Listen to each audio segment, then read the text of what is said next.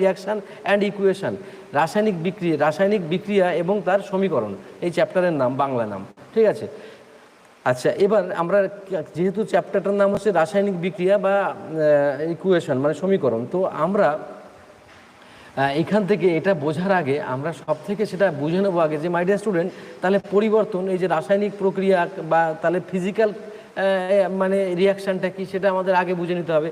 আমরা এখানে physical reaction পড়ছি না, বাট আমাদেরকে জানার জন্য বুঝতে হবে যে ফিজিক্যাল রিয়াকশানটা কি। মানে সেটা আমি এক লাইনে একটুখানি লিখে দিই মাই ডিয়ার স্টুডেন্ট, তোমার সাথে সাথে যদি লিখতেও পারো নাও পারো, কারণ সহজ জিনিস তো। Physical change do not, Bangla সব মানে বলে দেবো আমি, ইনভলভ এনি, তাড়াহুড়ো করো না, আমার সাথে সাথে চলো, কেমিক্যাল রিয়াকশান। তার মানে আমি কি লিখলাম, ফিজিক্যাল মানে ভৌতিক পরিবর্তন, একে বলে ভৌতিক পরিবর্তন, ছোটবেলা থেকে পড়ে আসছো, ভৌতিক পরিবর্তন।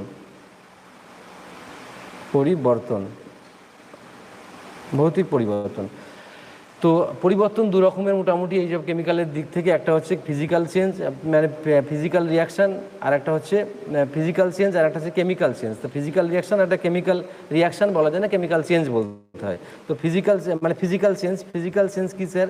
ফিজিক্যাল চেঞ্জ হচ্ছে তোমার এরকম যেটা কোনো কেমিক্যাল রিয়াকশান হয় না সেখানে। ফিজিক্যাল মানে ভৌতিক পরিবর্তনটা কী স্যার? ভৌতিক পরিবর্তনটা যেখানে কোনো কেমিক্যাল রাসায়নিক বিক্রিয়া সংগঠিত হয় না।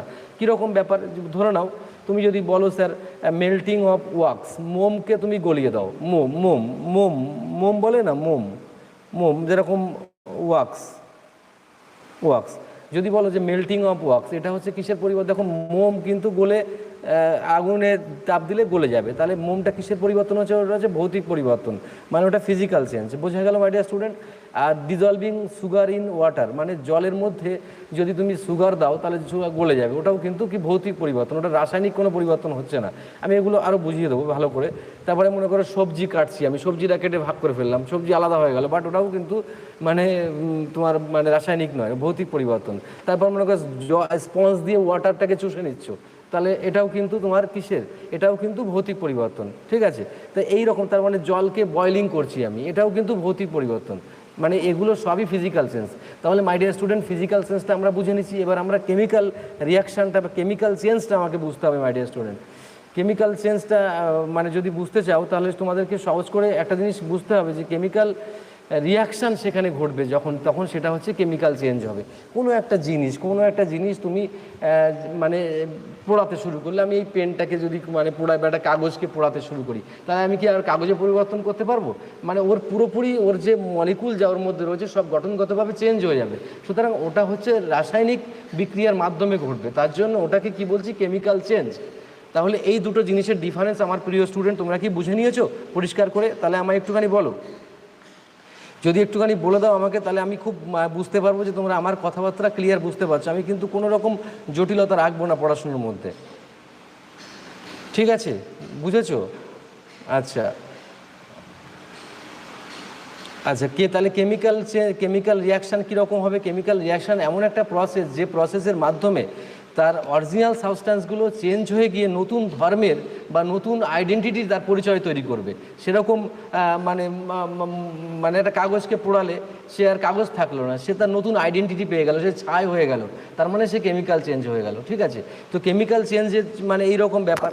তাহলে কেমিক্যাল চেঞ্জ ব্যাপারটা বোঝা গেল। তা এবার কেমিক্যাল চেঞ্জ স্যার কোথায় কোথায় ঘটতে পারে সেটাও পরীক্ষাতে আসতে পারে। তো আমি একটুখানি বলে দিই কোথায় কোথায়। আমি মুখের কথাগুলো যদি পারো যখন এই ক্লাস শেষ হয়ে যাওয়ার পরে তো কিছুক্ষণ আমাদের এই ভিডিওটা থাকবে, তখন একটু লিখে নেবে যে এই পয়েন্টগুলো যেখানে আমি মুখে বলছি সেই কথাগুলো যদি লেখার দরকার থাকে তো লিখে নেবে, না লেখার দরকার থাকলে লিখবে না, তুমি আস্তে আস্তে সিস্টেমে থাকতে থাকতে সব বুঝে নেবে।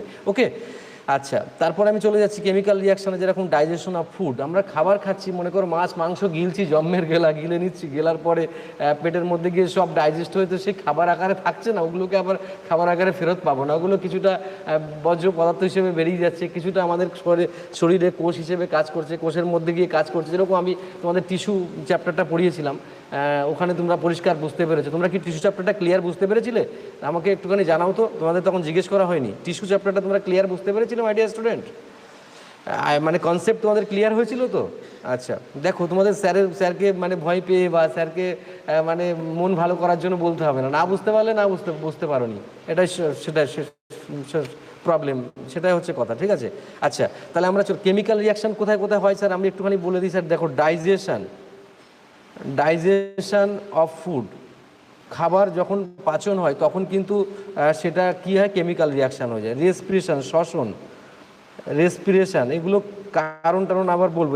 শ্বসন প্রক্রিয়া যখন হয়, মনে করো আমি মানে যেভাবে শ্বসন প্রক্রিয়ার মাধ্যমে আমরা যা নিচ্ছি সেগুলো কিন্তু আবার মানে আমাদের কোষে চলে যাচ্ছে, সেগুলো কোষে গিয়ে সেগুলো আমাদের বাঁচার শক্তি দিচ্ছে, সেটাও কিন্তু এক ধরনের মানে কি, এক ধরনের মানে কেমিক্যাল রিয়াকশানের মাধ্যমে হচ্ছে, ঠিক আছে?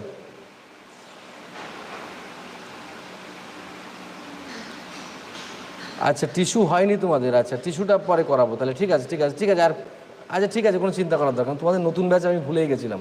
ওকে, চিন্তা করার দরকার নেই, ঠিক আছে, ওকে ঠিক আছে, চলো তাহলে ডাইজেশন অফ ফুড, ঠিক আছে? তো ডাইজেশন অফ ফুড, রেসপিরেশন, তারপর রাস্টিং, লেখো রাস্টিং মানে মরচে পড়া, lasting of iron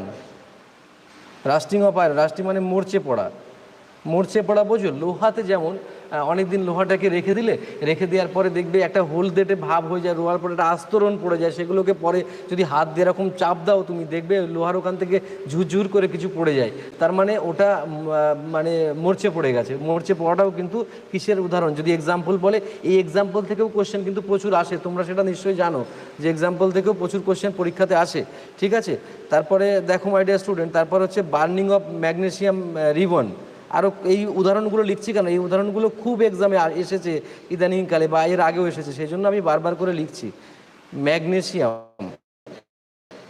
magnesium ribbon মানে কি? রিবন মানে হচ্ছে ফিতা। যদি ম্যাগনেসিয়াম ফিতা পোড়ানো হলো, সেটাও কিন্তু কিসের রিয়াকশান? রাস্টিং অফ আয়রনের আগে হচ্ছে রেসপিরেশন মানে শ্বসন, ঠিক আছে? এটা হচ্ছে খাবার হজম করাকে এটা বলে, ঠিক আছে? রাস্টিং এটা হচ্ছে বার্নিং অফ ম্যাগনেসিয়াম রিবন, ওকে? আচ্ছা, তারপরে হচ্ছে আরও উদাহরণ দু একটা যেগুলো এক্সামে আসে সেইগুলো লিখছি মাই ডিয়ার স্টুডেন্ট আমি। ফরমেশন অফ কার্ড, এই যে দই যে জমে যায়, সেটাও কিন্তু একটা কিসের উদাহরণ? সেটাও কিন্তু একটা কেমিক্যাল রিয়াকশানের উদাহরণ। তাহলে এই উদাহরণগুলো এক্সামে বহুবার এসছে, তোমরা জানো, ঠিক আছে? তোমরা জানো, এগুলো মুখস্থ করে রাখবে। এগুলো আমি কার এক্সাম্পল দিলাম মাই ডিয়ার স্টুডেন্ট? এগুলো হচ্ছে সব কেমিক্যাল রিয়াকশানের এক্সাম্পল দিলাম। পরীক্ষাতে আসে, পরীক্ষাতে বাঁচতে দেয়, ডিফারেন্স করতে দেয় যে কোনটা কেমিক্যাল রিয়াকশান, কোনটা ফিজিক্যাল রিয়াকশান। তাহলে ফিজিক্যাল রিয়াকশান আর কেমিক্যাল রিয়াকশান সারা জীবনের মতো তোমাদের মনে থাকবে, আশা করছি আমি, ঠিক আছে? তো এবার কথা হচ্ছে, কেমিক্যাল রিয়াকশান হলে মানে কিছু জিনিস আমরা মানে সেখান থেকে উপলব্ধি করতে পারি, তার অবস্থার পরিবর্তন ঘটতে পারে। তার মানে কোশ্চেনটা মানে এমন হতে পারে, কোশ্চেনটা আমরা এখানে লিখতে পারি, আমরা লেখো, একটু লিখে দিচ্ছি আমি, তারপর মানেটা বুঝিয়ে দেবো। A chemical reaction can be এটা তোমরা লিখতেও পারো, নাও লিখতে পারো। Identified by either of the following observation. তোমাদের অনেকে প্রথম ইংরেজি লিখতে একটু প্রবলেম হবে, আস্তে আস্তে উইদিন 1 মান্থের মধ্যে তোমাদের সব কিছু ঠিক হয়ে যাবে, ঠিক আছে?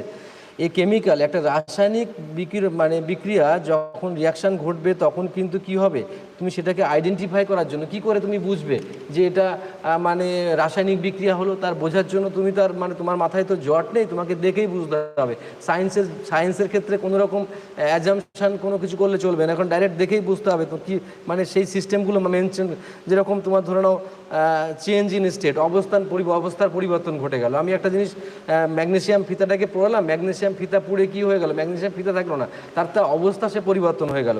তাহলে 1 নম্বর আমরা এগুলো লিখে নাও, আগে পরে বুঝবে, আগে লিখে নাও ভালো করে, লেখো চেঞ্জ ইন স্টেট, তার অবস্থার পরিবর্তন ঘটে যাবে।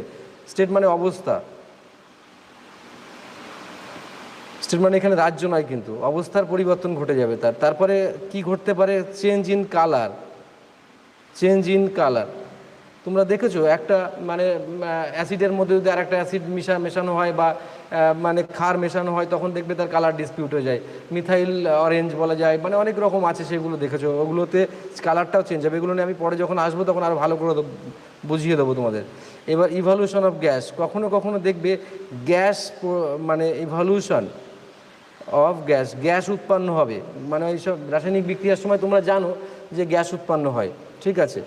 আচ্ছা, তারপরে দেখো চেঞ্জ ইন টেম্পারেচার, তাপেরও পরিবর্তন হতে পারে, হয় সব জায়গা। এই সব ঘটনা কিন্তু একটা রাসায়নিক বিক্রিয়ার ক্ষেত্রে হবে তা কিন্তু নয় মাই ডিয়ার স্টুডেন্ট। ইন্ডিভিজুয়াল যে কোনো ক্ষেত্রে দুটো হতে পারে, তিনটে হতে পারে, চারটের মধ্যে যে কোনো একটা ধর্ম কাজে লাগতে পারে, দুটো ধর্ম তার কাজে লাগতে পারে, ঠিক আছে।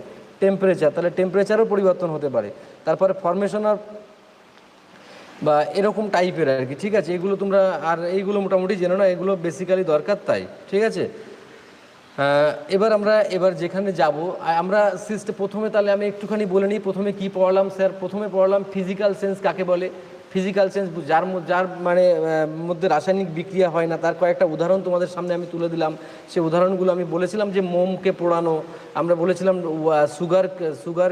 সুগারকে জলের মধ্যে দেওয়া, তারপর হচ্ছে স্পঞ্জে জল তুলে নেওয়া, মানে সবজি কাটা, তারপর হচ্ছে জলকে বয়েল করা, এগুলো সব ভৌতিক উদাহরণ, কারণ কোনোটার মধ্যে রাসায়নিক পরিবর্তন হয় না, কোনোটাতে তার মানে সবসময় যে চেঞ্জ হয়ে যাবে এরকম কিছু ঘটে না, মানে ফিজিক্যাল চেঞ্জের এক্সাম্পল ওগুলো।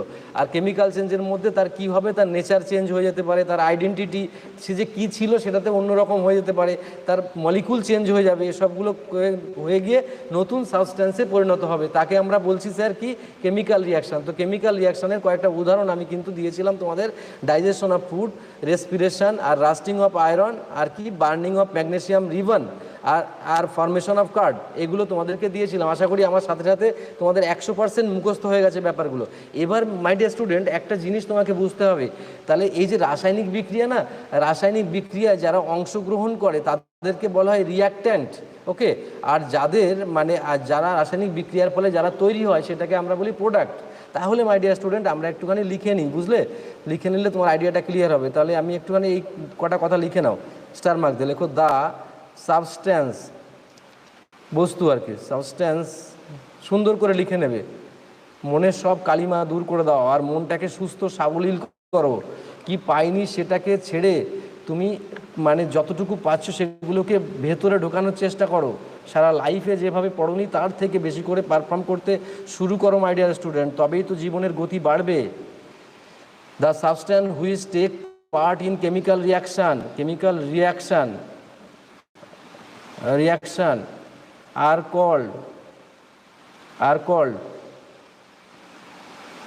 কল্ড লিখেছো, আর কল্ড রিয়াক্ট্যান্টস।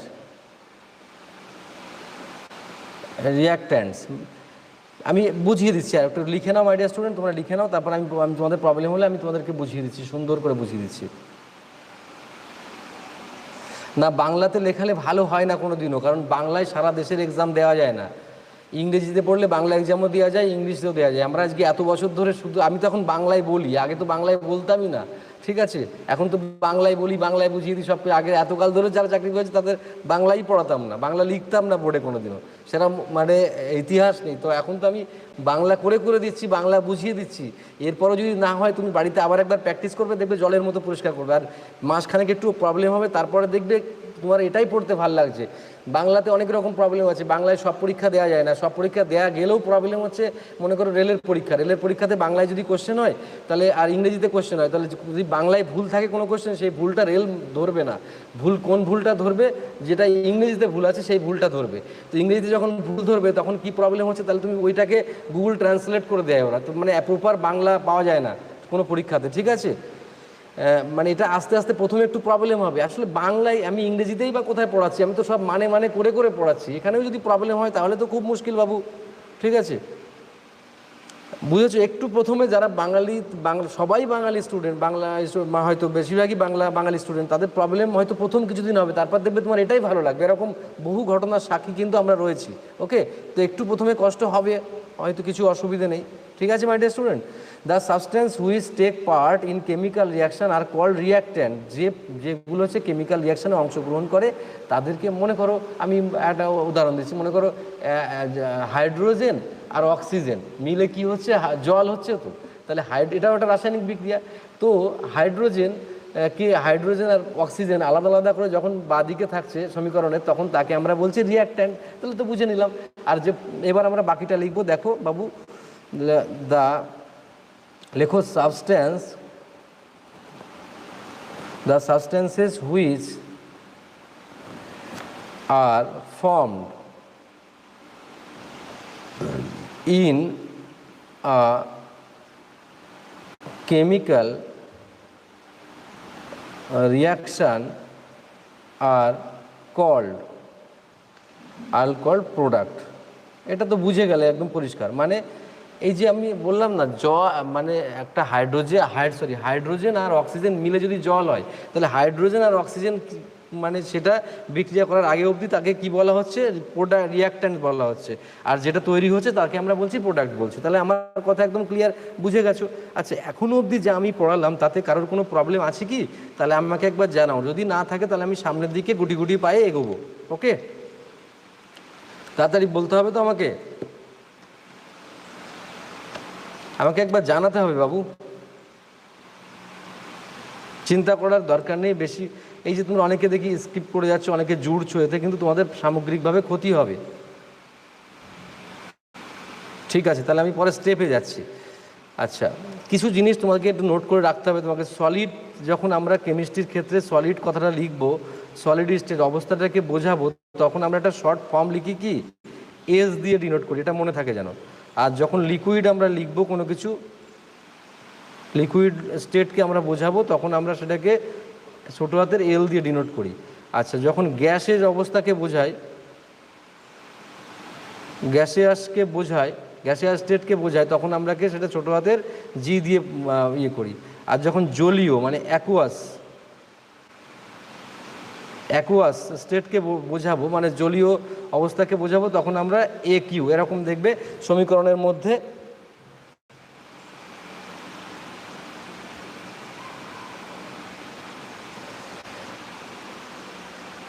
ঠিক আছে, দেখো তো, তাহলে সলিড স্টেটকে কি দিয়ে বোঝাবো আমরা?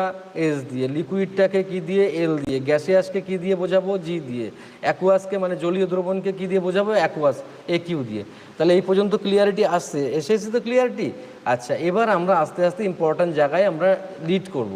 ওকে, তাহলে কি ইম্পর্ট্যান্ট জায়গায় চলে যাবো মাই ডিয়ার স্টুডেন্ট? এবার আমরা আসবো টাইপস অফ কেমিক্যাল রিয়াকশান। ঠিক আছে, লেখো টাইপস। খুব মন দিয়ে পড়াশোনা শুরু করেছো নিশ্চয়ই এতক্ষণ ধরে। আর এই ক্লাসটা করার পরে দেখবে তোমার মনে হবে যে এগুলো তোমার মাথার মধ্যে গেঁথে গেছে। Types of chemical reaction. Okay my dear student, তাহলে টাইপস অফ কেমিক্যাল রিয়াকশানস। ঠিক আছে, মানে বিভিন্ন প্রকারের যে কেমিক্যাল রিয়াকশান, রাসায়নিক বিক্রিয়া, সেগুলোকে আমরা এখন সুন্দর করে পড়বো, এক এক করে বুঝে বুঝে পড়বো। আচ্ছা, আমার কাছে কিন্তু একটা মোবাইল রয়েছে, তাতে কিন্তু আমি পরিষ্কার দেখতে পাচ্ছি, সব কিছু খুব নিট অ্যান্ড ক্লিন আমরা দেখতে পাচ্ছি। ঠিক আছে, আশা করি অসুবিধা হবে না। ওকে,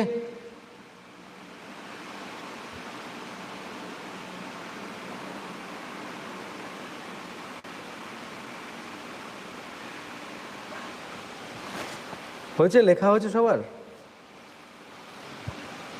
একটু তাড়াতাড়ি করতে হবে তো, না করলে তো এগোতে পারবো না আমরা। হয়েছে? দেখো, এই যে টাইপস অফ কেমিক্যাল রিয়াকশান, এটাকে খুব মন দিয়ে বুঝতে হবে। এবার কত রকমের টাইপস অফ আছে সেগুলো আমি একবারে না লিখে আমি একটা একটা করে লিখবো মাই ডিয়ার স্টুডেন্ট। আর তোমরা আমার সাথে সাথে একদম বিশাল ভালো করে মনোযোগী দিয়ে টোটালটা ভালো করে বুঝে নেবে। তাহলে দেখবে আমার পড়তে পড়তে আমার সঙ্গে তোমার মুখস্থ হয়ে যাবে। কীরকমভাবে? তাহলে আমি কি এখন হেডিং দিলাম? বিভিন্ন প্রকারের রাসায়নিক বিক্রিয়ার আমি এবার তোমাদের কাছে 1-2 করে লিখবো। কত রকম আছে তোমাদেরকে সেটা বোঝালে তোমরা বুঝে যাবে যে কত রকমের রাসায়নিক বিক্রিয়া আছে। একদম ক্লিন করে সারা জীবন মনে রাখতে পারবো, এরকমভাবে পড়বো। তাহলে নাম্বার 1 আমি হেডিং করলাম, 1 নম্বর হেডিং করলাম। স্যার কি? লেখো, আমার সাথে সাথে লেখো, ভালো করে লিখবে, সুন্দর করে বুঝে বুঝে লিখবে। লেখো কম্বিনেশন রিয়াকশান। লাইফ টাইম মনে রাখবে, মনে থাকবে, কোনো অসুবিধা নেই। কম্বিনেশন রিয়াকশানকে আমি হেডলাইন করলাম 1 নম্বর। কার 1 নম্বর? না, টাইপস অফ রিয়াকশানের, কেমিক্যাল রিয়াকশানের 1 নম্বর। হয়ে গেছে আমার। এবার স্যার তাহলে কম্বিনেশন মানে কি, যখন দুটো বা তিনটে সাবস্ট্যান্স একটা সাবস্ট্যান্সে পরিণত হবে তখন তাকে বলবো আমরা কম্বিনেশান। কম্বিনেশান বুঝি না, বলি না আমরা A প্লাস বি যদি করি, A প্লাস বি তার প্রোডাকশান যদি সি হয় তাহলে সেটাকে আমরা কি বলবো, কম্বিনেশান। যেমন A প্লাস বি এই প্রোডাকশান হচ্ছে কি স্যার, যদি মনে করো সি হলো তাহলে এই দুটো মিলে এটা হলো, বা ABC মিলেও যদি ডি হয় তাহলে সেটা হচ্ছে কম্বিনেশান রিয়াকশান। তাহলে আমরা এটুকু আইডিয়া করতে পারলাম। তার সাথে একটা উদাহরণ যদি তোমাকে দিয়ে দিই, এক্সাম্পল সি প্লাস O2 দিয়ে কি হলো এটা স্যার, CO2 হলো, CO2 হলো। এখানে তুমি লিখতে পারো এটা CO2 গ্যাস, ওসব লেখার দরকার নেই। O2 গ্যাস আর সি হচ্ছে সলিড, সলিড, ওগুলো লিখছি না আমি, আসলে আমি ব্যালেন্স করছি না এখানে। তার মানে এখানে এই একটা পদার্থ এই একটা পদার্থ মিলে কি হলো, কার্বন ডাইঅক্সাইড। তাহলে আমরা পরিষ্কার বুঝে নিলাম যে কম্বিনেশন রিয়াকশান কাকে বলে। বুঝলাম তো নাকি? তাহলে যদি তোমরা কেউ লিখতে চাও যে স্যার একটুখানি আমাদের ডেফিনেশনটা লিখিয়ে দাও, লিখিয়ে দিন, তাহলে এরমভাবে লিখবে, দ্য রিয়াকশান, আমি এখানে লিখে দিচ্ছি, দ্য রিয়াকশান ইন হুইচ, আমার সাথে সাথে লিখে নাও বাবু, in which two or more, আমি ঠিক যে কথাটা বললাম তোমাদের, two or more reactant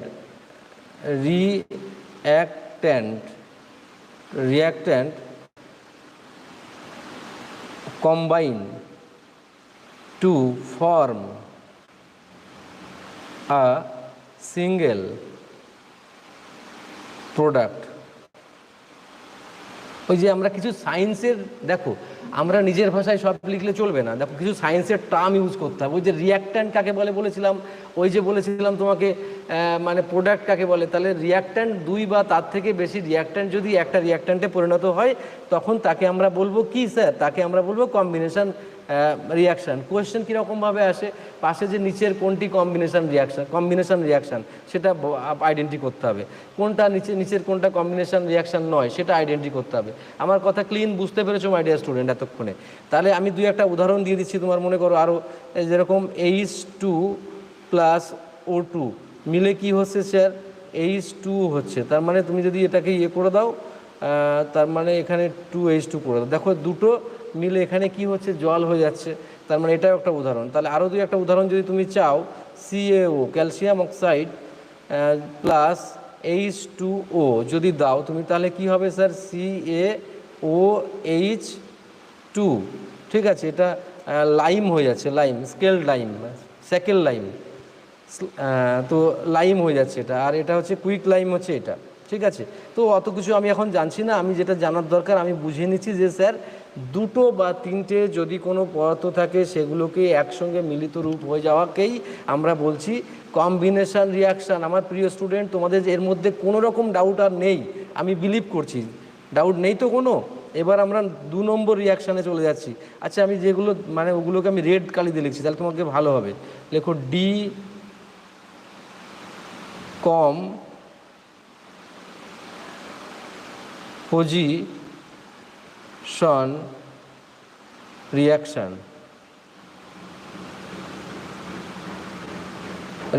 decomposition reaction, okay. তার মানে আমরা 1 নম্বর পড়লাম কম্বিনেশন রিয়াকশান, 2 নম্বর কি পড়ছি স্যার, ডিকম্পোজিশন রিয়াকশান। তাহলে স্যার ডিকম্পোজিশন রিয়াকশান সম্পর্কে আমি একটু তোমাদেরকে আইডিয়া করবো প্রথমে, তারপরে অন্য কথা। আগে আমি বলেছিলাম A প্লাস বি বলেছিলাম, ঠিক আছে, A প্লাস বি এটা সমান সমান সি হয়েছিল এইটা। তো এখন এটাকে কেটে দাও, দিয়ে কি করবে স্যার, একটাই কেমিক্যাল সাবস্ট্যান্স, একটাই সাবস্ট্যান্স থাকবে, সেটা ভেঙে দুটোতে পরিণত হয়ে গেল। দ্যাট ইজ আগেরটার উল্টো টাইপের। আমার প্রিয় স্টুডেন্ট, তোমাদের আই থিঙ্ক একদম ক্লিয়ার হয়ে গেছে। দেখো, তার মানে ডিকম্পোজিশন মানে একটা থেকে দুটো হবে, মানে ভেঙে যাবে। কীরকম, আমি একটু উদাহরণ তোমাদেরকে না দিলে একটা থেকে ভেঙে 2 বা 3 হয়ে যেতে পারে, কোনো অসুবিধা নেই। সেরকম মনে করো আমি লিখলাম, একটা যদি লিখি CaCO3 ক্যালসিয়াম কার্বনেট যদি লিখি, এখানে যদি হিট প্রোভাইড করি আমি, তাহলে কি হয়ে গেল, CaO হয়ে গেল, প্লাস কি হলো, CO2 হয়ে গেল। বোঝা গেল ব্যাপারটা? তাহলে ছিল একটা A আর এখানে গিয়ে B প্লাস সি হয়ে গেল। দেখো আমাদের এই থিওরি মিলে যাচ্ছে, তাহলে একদম নিট অ্যান্ড ক্লিন বুঝে গেছো তো? দেখো তো কোথাও বুঝতে অসুবিধে হয়েছে কিনা। এটা কি অ্যাকচুয়ালি এটা হচ্ছে লাইম স্টোন বলে, একে লাইম স্টোন, ঠিক আছে, চুনা পাথর যাকে বলে। আর এটা হচ্ছে কুইক লাইম বলে এটাকে, এর আসল হচ্ছে কুইক লাইম, কুইক লাইম। আর এটা তো আমাদের চিনতে অসুবিধা নেই, কার্বন ডাইঅক্সাইড গ্যাস, ঠিক আছে। তাহলে আমাদের আইডিয়াটা ক্লিয়ার হয়েছে? ইয়েস অর নো তাড়াতাড়ি জানাও আমাকে মাই ডিয়ার স্টুডেন্ট, যদি একদম ক্লিয়ার হয়ে থাকে আইডিয়া যদি আরও দুই একটা উদাহরণ দিয়ে দিলে তোমাদের মনে আরও সুবিধা হবে জানতে বা মনে রাখতে।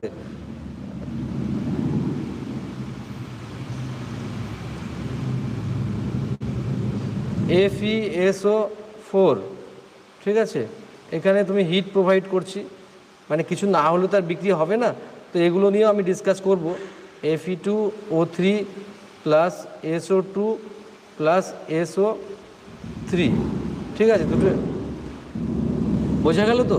তাহলে এটা হচ্ছে, এটা কি স্যার? এটা ফেরাস সালফেট, আমি একটু লিখে দিচ্ছি স্যার, ফেরাস, এগুলো লেখার দরকার নেই, তাও আমি লিখে দিচ্ছি প্রথম তোমরা তো ফেরাস সালফেট।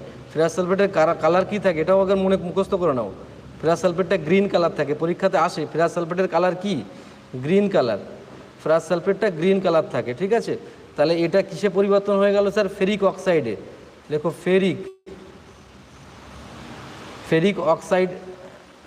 ফেরিক অক্সাইডে পরিবর্তন হয়ে গেল। ফেরিক অক্সাইডটা কালার কি হয়েছে বলছিলাম, কালারও চেঞ্জ হয়, তা red brown colour. Okay my dear student, red brown colour. আর এটা সালফার ডাইঅক্সাইড আর সালফার ট্রাইঅক্সাইড, ঠিক আছে, এই হচ্ছে তোমার উৎপন্ন হয়েছে। ক্লিয়ার হয়ে গেছে? তাহলে আমাদের দুটো টাইপস অফ মানে রিয়াকশান যখন আমি করাচ্ছিলাম, কেমিক্যাল রিয়াকশান, তার মধ্যে নাম্বার 1 নাম্বার 2 আমরা বুঝে নিয়েছি পরিষ্কার করে, ঠিক আছে, এখানে না বোঝার আর কিছু থাকলো না। তারপর আমরা আস্তে আস্তে আরও কিছু বুঝতে চেষ্টা করব। নাম্বার 3 চলে যাবো মাই ডিয়ার স্টুডেন্ট। নাম্বার 3 আমি রেড কালি দিয়ে ওই দাগ নম্বরগুলো লিখছি। 3 হচ্ছে ডিসপ্লেসমেন্ট, খুব মন দিয়ে বুঝবে, সবগুলো বুঝে যাবে, কোনো অসুবিধা নেই। ডিসপ্লেসমেন্ট রিয়াকশান, প্রতিস্থাপন যাকে বলে, রিয়াকশানস, ডিসপ্লেসমেন্ট রিয়াকশান। আচ্ছা, ডিসপ্লেসমেন্ট রিয়াকশানটা কি আমি একটা এক্সাম্পল দিয়ে তারপরে তোমাদেরকে বুঝিয়ে দিচ্ছি, তাড়াতাড়ি তোমরা বুঝতে পারবে। দেখো Fe plus CuSO4, FeSO4 plus Cu, এটা বিক্রিয়াটা লিখলাম তো। আচ্ছা মাই ডিয়ার স্টুডেন্ট, বিক্রিয়াটা আমি লিখলাম, ঠিক আছে। আচ্ছা, এই যে বিক্রিয়াটা, আমি কিছু এর সম্পর্কে বলছি না, আগে দেখো এই বিক্রিয়াটাতে কি আছে। বিক্রিয়াটাতে দেখো এই জায়গা থেকে কি হচ্ছে, এর সাথে SO4 জুড়ে যাচ্ছে, ঠিক আছে। আর এর সঙ্গে কি ছিল, Cu এর সঙ্গে SO4টা মাইনাস হয়ে গেল কেন? হ্যাঁ, তো কী করবো? হ্যাঁ হ্যাঁ হ্যাঁ, তার মানে প্রতিস্থাপন কি হচ্ছে স্যার? দেখো এইটার সঙ্গে জুড়ে যাচ্ছে কি, এটা জুড়ে গেল এক্সট্রা, আর এটার সঙ্গে মানে SO4 ছিল, সেই SO4টা কিন্তু এখানে চলে গেল, আর বরং Cuটা এখানে গিয়ে আলাদা হয়ে গেল। তার মানে আয়রনের সঙ্গে ছিল, আয়রনের সঙ্গে সালফেটটা জুড়ে গেল, ঠিক আছে। আর কপারের সঙ্গে যে সালফেট ছিল, সেটা কপার সালফেটটা ছেড়ে দিল বলেই ও আয়রনের সঙ্গে জুড়ে গেল। আর দেখো কপার এখন ফাঁকা হয়ে গেল। তার মানে ক্লিয়ার হয়েছে? বোঝা গেল? এটা একদম পুরো ডিসপ্লেসমেন্ট রিয়াকশানটা ক্লিয়ার হয়ে গেলে আমায় বলো, তাড়াতাড়ি জানিয়ে দাও আমাকে, ক্লিয়ার জানিয়ে দাও। ডিসপ্লেসমেন্টটা বুঝেছো? ডিসপ্লেসমেন্ট মানে কি? ডিসপ্লেসমেন্ট মানে মনে করো A প্লাস B আছে, ঠিক আছে, মনে করো এখানে আছে, এখানে এরকমভাবে লেখো AB প্লাস, আচ্ছা ABও লেখার দরকার নেই, তোমাকে আরেকটুখানি ওরকমভাবে বুঝলে তুমি বুঝবে না। কিচ্ছু তো নেই, তোমরা কেন বুঝতে পারছো না আমি একটু বুঝতে পারছি না, কিছু নেই এর মধ্যে। এইখানে দেখো এটা ফাঁকা ছিল, এখানে গিয়ে এখানে SO4 জুড়ে, Cuর সঙ্গে Feর সঙ্গে SO4 জুড়ে গেল, মানে ও ফাঁকা ছিল আর ওর সঙ্গে ওটা SO4 জুড়ে গেল। এবার দেখো কপার ছিল কি, মানে ওর সঙ্গে SO4 ছিল, ওটা জুড়ে ওখানে গিয়ে ফাঁকা হয়ে গেল। তার মানে একজনের সঙ্গে ফাঁকা ছিল, একজন জুড়ে গেল, আর একজন ফাঁকা হয়ে গেল, এই তো ব্যাপার। তাহলে লিখবো কি করে? তাহলে একটা লিখে দিই আর কি, ঠিক আছে। লিখারই কি দরকার, তোমরা কি বুঝতে পেরেছো? তাহলে আর আমি মানে লিখছি না বেকারটা। ক্লিয়ার বুঝেছো তোমরা? দেখো ক্লিয়ার বুঝলে আমি লিখছি না, বেকার ডেফিনেশন তো কোনোদিন আসে না। এই সংকেতটা দিয়ে বললো, আমি আর একটা লেখাচ্ছি, তোমরা এবার বলে দাও আমাকে তাহলে। আচ্ছা তোমরা যদি বলো তাহলে আমি বুঝতে পারবো, আর তোমাদের সঙ্গে আর কিছু আমাকে জিজ্ঞেস করতে হবে না। এইটা এ পাশে গিয়ে কী হবে বলো, তোমরা লেখো, আমি আর কিছু লিখবো না। এ পাশে যদি এইটা যদি বুঝতে পারো তাহলে আমি বুঝবো আমার প্রিয় স্টুডেন্টরা ক্লিয়ার বুঝে গেছে। এটা তোমরা আমাকে করে দাও, এটা করে দাও তোমরা আমাকে, ঠিক আছে? এটা করে দাও, তাহলে আমি বুঝতে পারবো তোমরা একদম ক্লিয়ার বুঝে গেছো। এটা বুঝে বলে দাও আমাকে, এটা বলে দাও কী হবে তাড়াতাড়ি।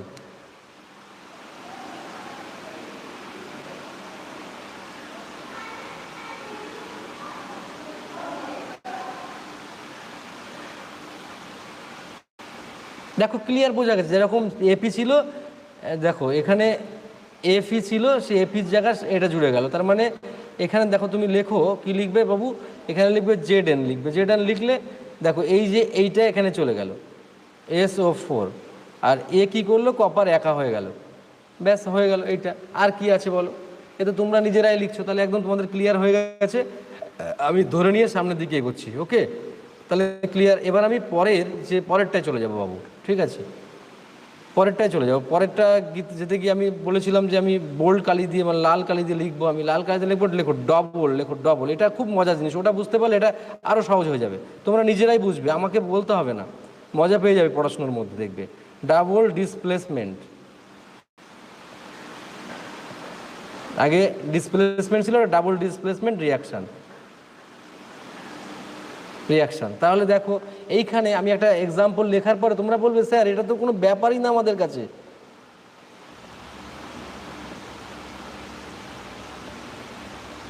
BaCl2, এই দেখো এই পাশে গিয়ে কি হবে স্যার, BaSO4 প্লাস NaCl, ঠিক আছে? এই হয়ে গেল। তো এবার তুমি যদি একটুখানি সাজিয়ে নাও তাহলে এই হয়ে গেল। দেখো তো মাই ডিয়ার স্টুডেন্ট, ডবল ডিসপ্লেসমেন্ট মানে আগে ডিসপ্লেসমেন্ট একবার হচ্ছিল, এবার দুবার ঘটছে, তাই কিন্তু এটার নাম হয়েছে ডবল ডিসপ্লেসমেন্ট। দেখো মজাটা বোঝো, দেখে এখানে সুন্দর করে বোঝো। এটা কি আমি একটু, অনেকে বুঝতে পারছো না কী লিখেছি, একবার আমি তোমাদেরকে লিখিয়ে দেখেছি। সেটা হচ্ছে পুরো ফুল নাম লিখে দিচ্ছি, সোডিয়াম সালফেট। এটাকে বলে সোডিয়াম সালফেট। এটাকে বলে কি স্যার, বেরিয়াম ক্লোরাইড।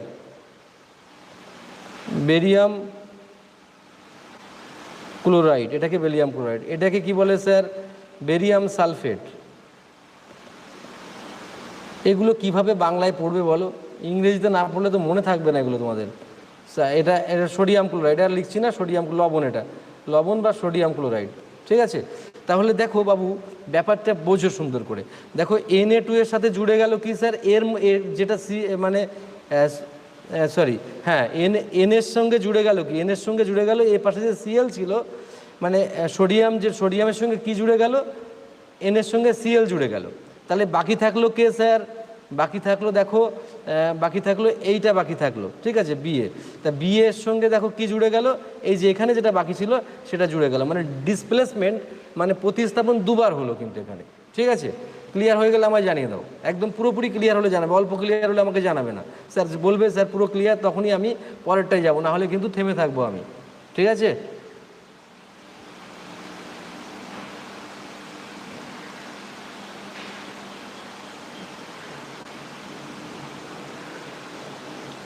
দেখো মানে ব্যালেন্সিংয়ের উপরে জোর দেওয়ার দরকার নেই, জিনিসটাকে বোঝো আগে। ব্যালেন্সিংটা তো আলাদা জিনিস, ব্যালেন্সিংটা ক্লাস 8-9 থেকে শিখে আসছো, ব্যালেন্সিংটা অতটা ইম্পর্ট্যান্ট না। চাকরির পরীক্ষাতে ব্যালেন্সিং আসে না বললেই চলে, মানে একদম মানে আমি দেখিনি, খুব কম হয়তো কখনো কখনো এসছে, আর যে ব্যালেন্সিং আসে সেটা তোমরা পারবে বলতে।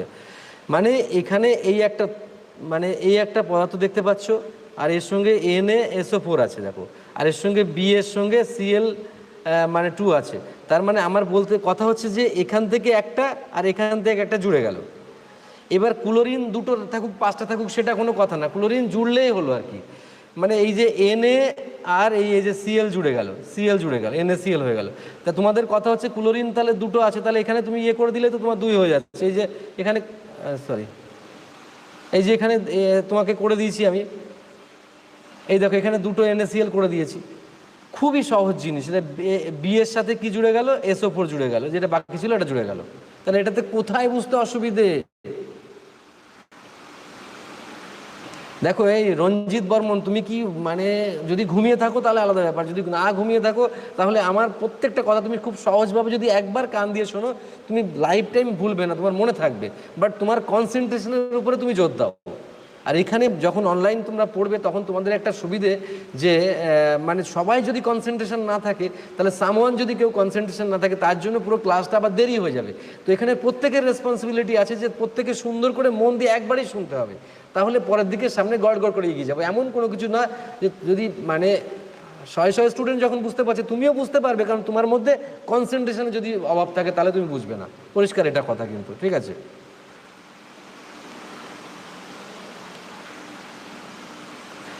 ভোলা ঘোষ, যখন থেকে শুরু হবে তখন জানতে পারবে, আগে থেকে আমরা কিছু অ্যানাউন্স করছি না, ঠিক আছে?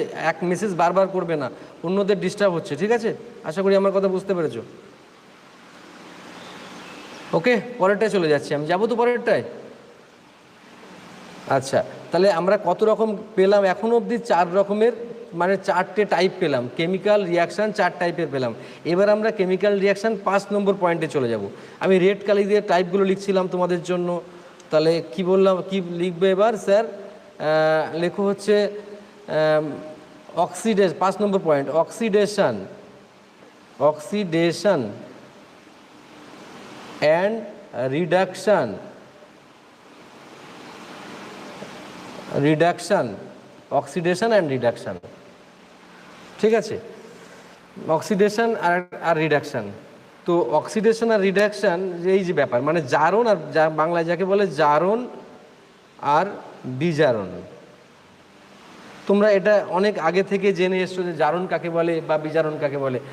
অক্সিজেনের সংযোগ মানে হচ্ছে জারণ, আর অক্সিজেন চলে যাওয়া মানে বিজারণ। উল্টো দিকে হাইড্রোজেনের চলে যাওয়া মানে জারণ, আর অক্সিজেন মানে হাইড্রোজেন সংযোগ হয়ে যাওয়া মানে বিজারণ। এই দুরকমভাবে তোমরা বুঝতে পারছো, ঠিক আছে? দেবো দেবো, অত মানে সম্পদ ব্যানার্জি অত তাড়াহুড়ো করার দরকার নেই, আরও অনেক এক্সাম্পল দেবো। আমি আগে সব ভাগগুলো যাই, আমার টোটাল পড়ানোটা দেখো, তোমার প্রবলেম থাকবে না। আগে থেকেই না মরেই ভূত হয়ে গেলে কি করে হবে বাবু, বলো? অক্সিডেশন অ্যান্ড রিডাকশান, তাহলে জারণ বিজারণ সম্পর্কে তোমাদের আইডিয়া ক্লিয়ার আছে। তবু আমি একটুখানি লিখছি। সবসময় যে অক্সিজেনই হতে হবে তার কোনো কথা নেই, সবসময় যে হাইড্রোজেনই হতে হবে তারও কোনো কথা নেই, ঠিক আছে? সেটা তাহলে অক্সিডেশন কাকে বলে একবার শুধু একটুখানি লিখে নাও তোমরা। অক্সিডেশন খুব কমন পড়া, তোমরা এবার বহুকাল ধরে এই পড়াটা পড়ে ফেলেছো আগে। লেখো, it is a process, process of gaining, gaining মানে নেওয়া আর কি, gaining oxygen during a reaction, ঠিক আছে? একটা রিয়াকশান মানে অ্যাকচুয়ালি বা তাহলে অক্সিডেশন জারণ প্রক্রিয়া কী স্যার? এই প্রসেসে কী হয়, অক্সিজেন গেন করে রিয়াকশানের সময়, ব্যাস এটাই হচ্ছে জারণ প্রক্রিয়া, কোনো অসুবিধা নেই এখানে। আর তার মানে তুমি অন্যভাবেও বলতে পারো যে removal of H2 or gain এই O2 কল্ড অক্সিডেশন, এটাও তুমি বলতে, তুমি যত রকমভাবে সাজাতে পারো। কি বললাম আমি? Removal of H2 or gain O2 is called oxidation. তোমরা কি বুঝতে পারছো মাই ডিয়ার স্টুডেন্ট? আমার কথা ক্লিয়ার বুঝতে পারলে আমায় বলো, তাড়াতাড়ি জানিয়ে দাও আমাকে, ঠিক আছে? তো একটা উদাহরণ আমি তোমাকে দিয়ে দিচ্ছি, ধরে নাও, মনে করো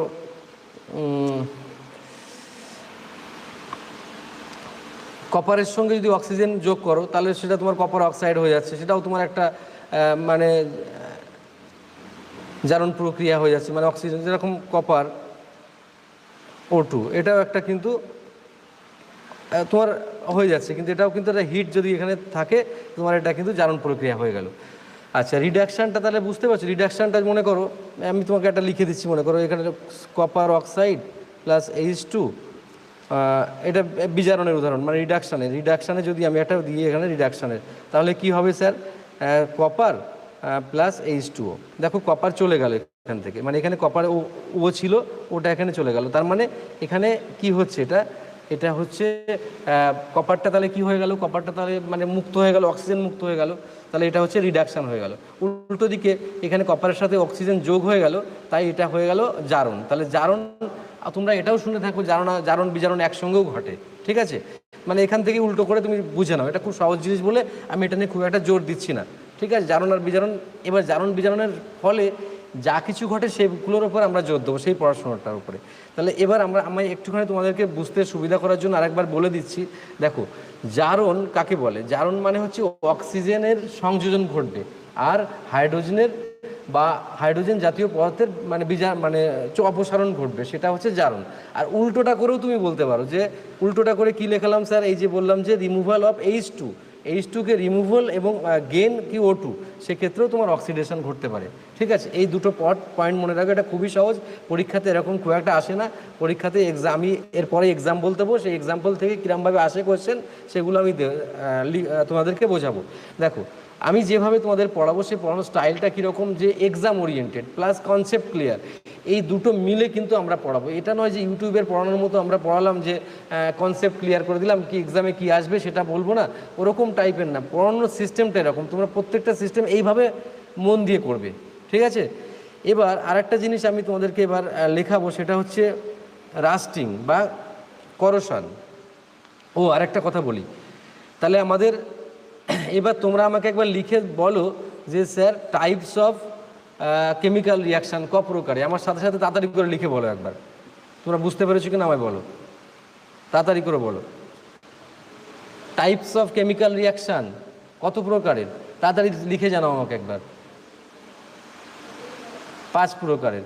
আচ্ছা, 5 প্রকারের, ঠিক আছে, মানলাম। তাহলে প্রথমটা তোমাদেরকে বলতে হবে না, বললে তোমাদের দেরি হয়ে যাবে, তা আমি প্রথমটা আমি বলি। দেখো, কম্বিনেশান মুখস্থ করে নিই। কম্বিনেশান মানে কি স্যার? দুটো পদার্থ বা দুটো সাবস্ট্যান্স একসঙ্গে মিশে গিয়ে যে একটা নতুন সাবস্ট্যান্স তৈরি হচ্ছে, তাকে আমরা কম্বিনেশান বলছি। মনে আছে স্যার? আচ্ছা, 2 নম্বরটা কি স্যার? ডিকম্পোজিশান, মানে একটা থেকে 2 বা 3 হয়ে যাচ্ছে, সেটাকে আমরা ডিকম্পোজিশান বলছি। তাহলে 3 নম্বর কি লিখেছিলাম? ডিসপ্লেসমেন্ট। ডিসপ্লেসমেন্ট মানে একটার সঙ্গে আর একটা জুড়ে যাওয়া আর একটা মুক্ত হয়ে যাওয়া, যেরকম FeCuSO4, অ্যারো দিয়ে কি লিখেছিলাম? FeSO4 প্লাস Cu, মানে কপারের সঙ্গে ছিল সালফেট, সেটাকে চলে গেল কিসের সাথে? এপির সাথে, মানে আয়রনের সঙ্গে চলে গেল। তাহলে ওটা একটা পড়েছিলাম। তার সঙ্গে আরেকটা উদাহরণও তোমাদেরকে দিয়েছিলাম, Zn প্লাস CuSO4, তা হয়ে গেছিলো কি? ZnCSO4, আর তারপরে হয়ে গেছিলো Cu। এটা বুঝে গেছো? এবার দেখো মাই ডিয়ার স্টুডেন্ট, তারপরে বলেছিলাম ডাবল ডিসপ্লেসমেন্ট। ডাবল ডিসপ্লেসমেন্ট মানে একটা এক্সাম্পল দিয়েছিলাম, Na2SO4 প্লাস BaCl2, মানে একটার কাছ থেকে নিয়ে অন্যটা জুড়ে যাচ্ছে, অন্যটার কাছ থেকে নিয়ে আর একটা জুড়ে যাচ্ছে। তা যেরকম Na2SO4 আর BaCl2, সেটা সোডিয়াম সালফেট থেকে SO4 চলে গিয়ে কি হয়ে যাচ্ছিল? বেরিয়াম সালফেট হয়ে যাচ্ছিল, কার সাথে? বেরিয়ামের সঙ্গে জুড়ে গিয়ে। তাহলে আমরা বুঝে গেছি। আর 5 নম্বরটা অক্সিডেশন আর কি বললাম? রিডাকশান। অক্সিডেশন কি? জারণ, আর রিডাকশান মানে বিজারণ। তাহলে অক্সিডেশন আর জারণ বিজারণ কাকে বললাম সেটাও তোমরা বুঝে নিয়েছো। তাহলে এই যে 5 রকমের, তোমাদের একজন ক্লিয়ারিটি এসছে কি? তাড়াতাড়ি আমায় জানিয়ে দাও। এরপর আমরা কোশ্চেন অ্যান্সারে যাবো আস্তে আস্তে করে, আমরা আরও ডিপলি বা আরও সিস্টেমেটিক বা ব্রিফ টু দ্য এক্সামের দিকে যাব আমরা, ঠিক আছে? বোঝা গেল? তাড়াতাড়ি বলো।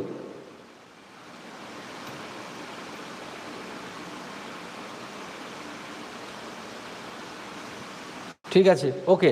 এবার আমরা মাই ডিয়ার স্টুডেন্ট এবার নতুন একটা হেডিংয়ে যাব। তার আগে আমরা একটুখানি জিনিস এখানে বুঝে নিতে হবে যে কি ব্যাপারটা। দেখো, এনার্জি ফ্লো কিভাবে হয় এখানে সেটা একবার আমরা জেনে নিই। এনার্জি ফ্লো, একটা নতুন হেডিং দাও, এনার্জি ফ্লো। এই কেমিক্যাল রিয়াকশানে এনার্জি ফ্লো খুব ভাইটাল জায়গা, বিভিন্নভাবে অনেকে এড়িয়ে যায় এই জায়গাটা, কিন্তু এই জায়গাটা এতটা ভাইটাল, যদি তুমি বোঝো তাহলে তোমার খুব উপকারে লাগবে। দেখো, এই এনার্জি ফ্লো কেমিক্যাল রিয়াকশানের ফলে যে কেমিক্যাল রিয়াকশান হচ্ছে, তার আসলে কেমিক্যাল রিয়াকশান কি? কোনো এনার্জি না কিছু ফ্লো হচ্ছে সেখান থেকে, তো সে কীভাবে হচ্ছে এনার্জি ফ্লো সেটা একবার আমরা জেনে নিই। দেখো,